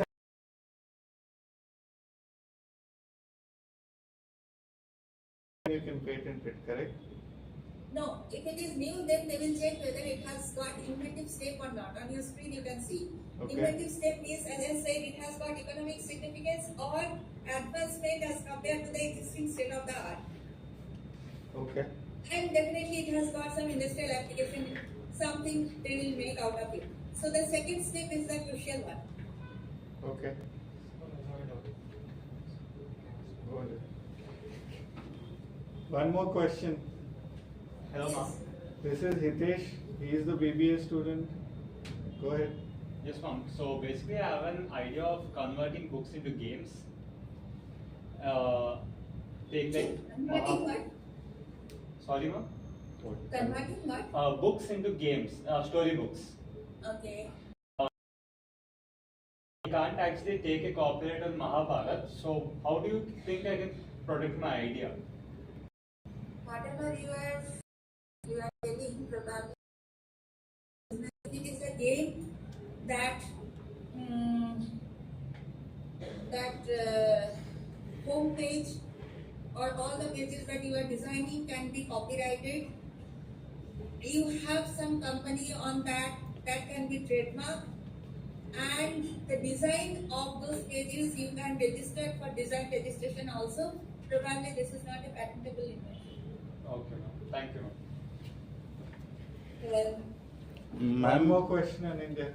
Before you proceed, Yes. just one more question. Could you give an example, if possible, of inventive step? I still can't grasp what that is. yeah. So, for example, if you are mixing A plus B and you are getting C, C is very useful in society. But in order to get C, you are using I can get that C. Got So, it. Yeah, got so it. that is called inventive step. It's a very crude way of telling it. Got it. So for a very, suppose you're inventing something for the very first time, there is going to be no inventive step, right? For example, just say. This was Yeah. 2020. Very rare.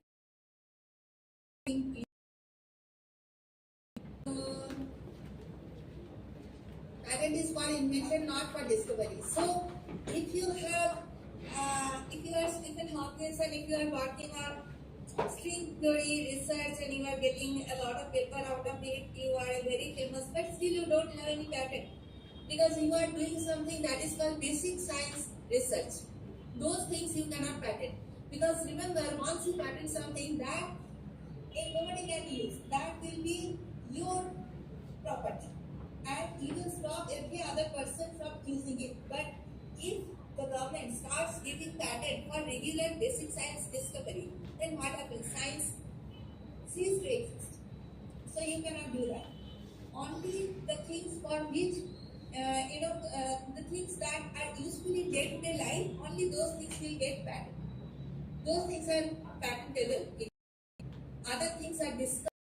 For example, discovery like if you say that we give that, you cannot say anybody to use gravity is using it. It's there already. You cannot stop using relativity theory in their mathematics or in their research or string theory. That doesn't make any sense. So these things are discovery, not invention. Patent is for invention. Okay. So generally, patent applications are filed. Let me take this. This one. Patent applications are filed from applied science departments, not from the basic science department in general. I have already told you about this. Inventive step is also called non-obvious in the US And it's the third point, the purpose of industrial application is also called useful or has got utility. These are not patentable subject matters in India. If I read it, users will write to us. And this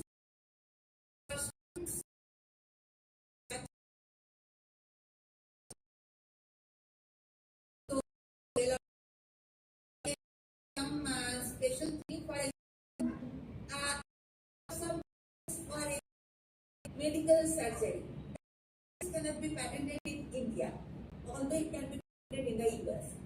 But any device to use in that process is patentable. So here, when I am saying a treatment method for diabetes, you cannot file a patent application for that in India.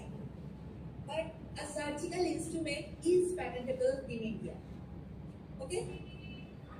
A newly discovered planet. Anything discovery is not patentable. Newly discovered made in species, that was already there. Newly discovered planet, it's already there. These things are not patentable, but a new medicine is patentable because you made it. A new process of making a medicine is patentable because you made the process. Algorithm is not patentable, that is under copyright protection. Human-made microorganisms is patentable. This is patentable. So here are some key patent databases. Do you guys use any patent database? No, I did not know If Google. the answer is no, then I use Google. what is the answer? The answer is yes. Okay, that's great. So I will skip it. What is patent prosecution in India? Okay, here I didn't write all the free patent databases that are available. Google patent is the most easier one. Another thing is their LENS, LENS.org. You can use it, it's very useful. Patent prosecution in India, you have to file complete specification. There are two kinds of things. One is provisional, another is complete. So if you are not ready with your full data, you can file provisional specification, then you have 12 months of time to file your complete specification. And your application, whatever you file, will be published after 18 months. It doesn't matter what you have written in your patent application. Maybe you wrote your life story, or maybe you wrote your you send your image as a patent application, that will be published. It doesn't matter whatever you have said, it will be automatically published after 18 months. This is called the publication of patent application. You don't have a patent yet. It has to go through examination and other things, then only you will have the patent grant. You have to file request for it. It is not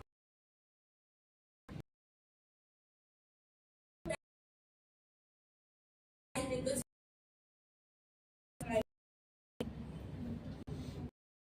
Patent office will send you examination report.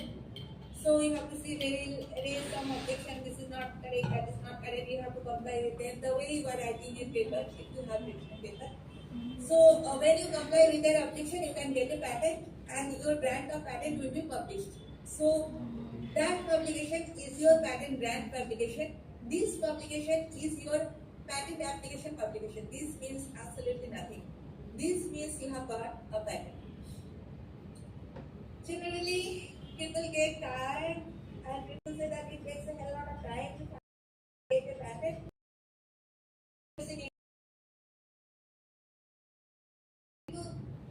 One of you is a female, or if you are a government institution, a government department, so many other, some criteria is there. In that case, you can opt for this expedited examination. In this case, you get a patent. Your patent will be granted within 1 year.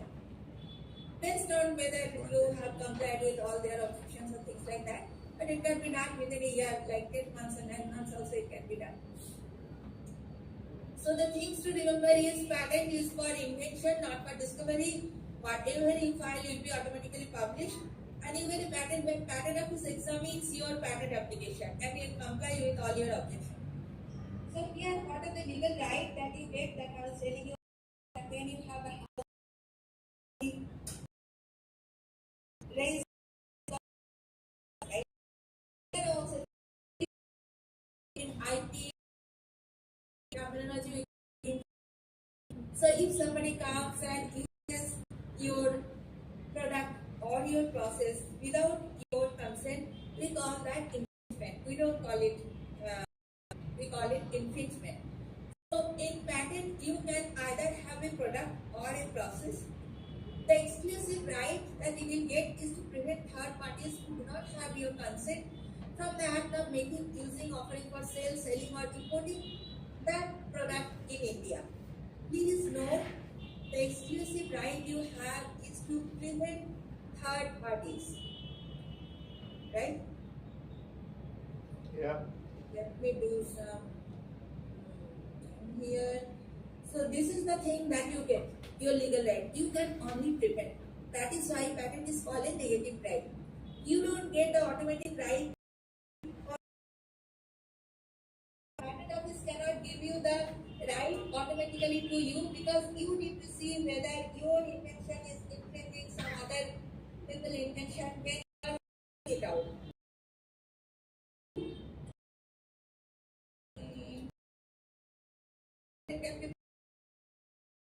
Almost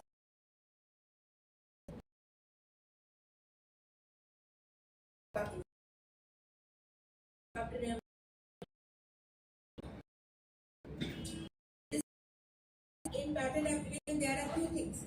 One is applicant, and when the patent is granted, they will be called as owner of that patent. In general, that is the company or the university or the institution, something like that. And there is something called inventor. Inventor is the person, the researcher, who did the research. So from my institution, if anybody is filing on patent application, the applicant is IIT ISM Dhanbad, and the inventors are the researchers who did. So you have to check with your IP policy, like somebody is there from Victim. If you have any IP policy, you have to check over there. If you are and please also remember, university institution, they get some marks also. Whether they have filed a patent, published a patent, or granted.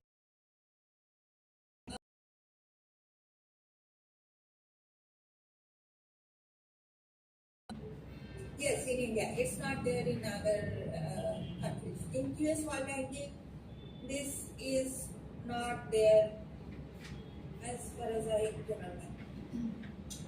So thank you for joining me today, and if there are any questions, then I can do. Thank you. We'll wait for questions. One question. Sorry, we need to figure out a better way than that. One more question from me, ma'am. Just wanted to understand, how does the patent office deal with very similar sort of patents being filed at a similar time? So is it like a first served or a first filed, they get preference? Yes. So there is something called priority date. For example, I told you provisional patent application and complete patent application. Why do you file provisional application? Because you want to save your priority date. Okay. From that date onwards, after that date, if anybody has filed the same thing, they will not get it. You will get it because you have saved your priority date. Even if the other person is filing a complete patent and not a provisional one? It depends upon, if you have not written anything in that provisional, then probably you will not get it. But if you have mentioned whatever is there exactly to you wanna protect, if you have mentioned that in your provisional, you will get it. In general, the provisional person will be over here. Got it. Thank you. Anything else?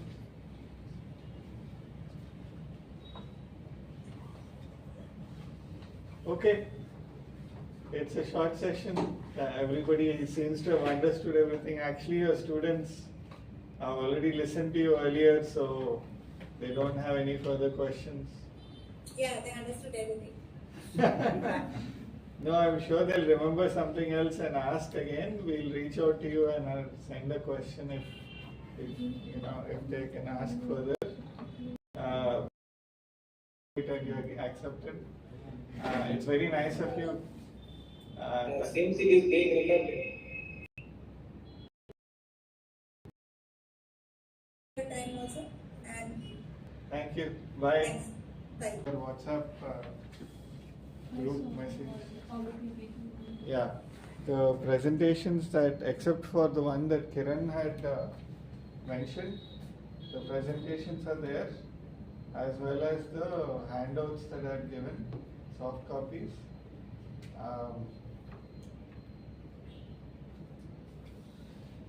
You are not in the group, right, sure? So I'll forward them to you. If you. So,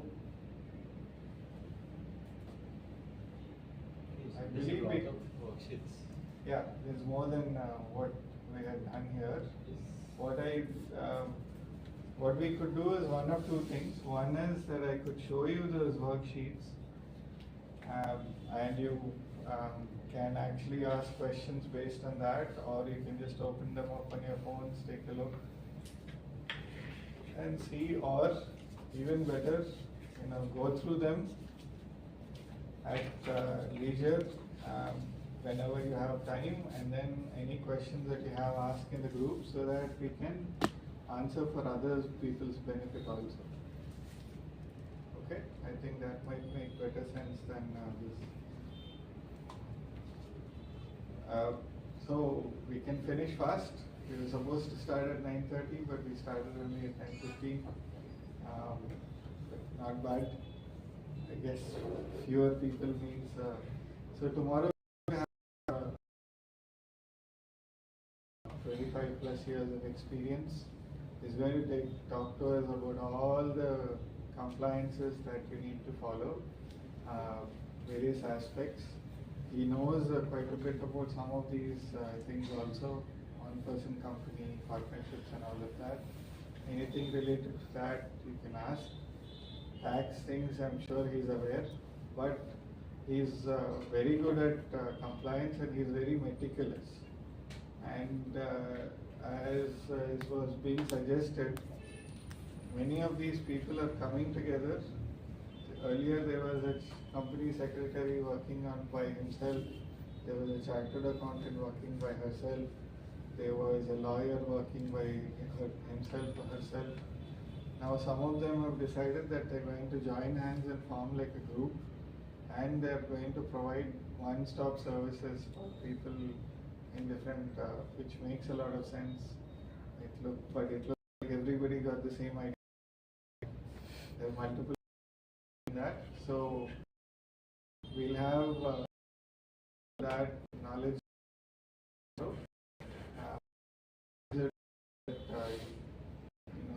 From the sessions today, we can also discuss them tomorrow. He should be able to answer some of them. I'll also look at one or two things that you had asked and see if I can come back with an answer for that. Okay, so we can end early and save an extra half an hour, I guess, of our time. We were going to be here till 5 or 5:15, but we finished sooner, so good. Have a good day, have a nice evening, and we will see you tomorrow.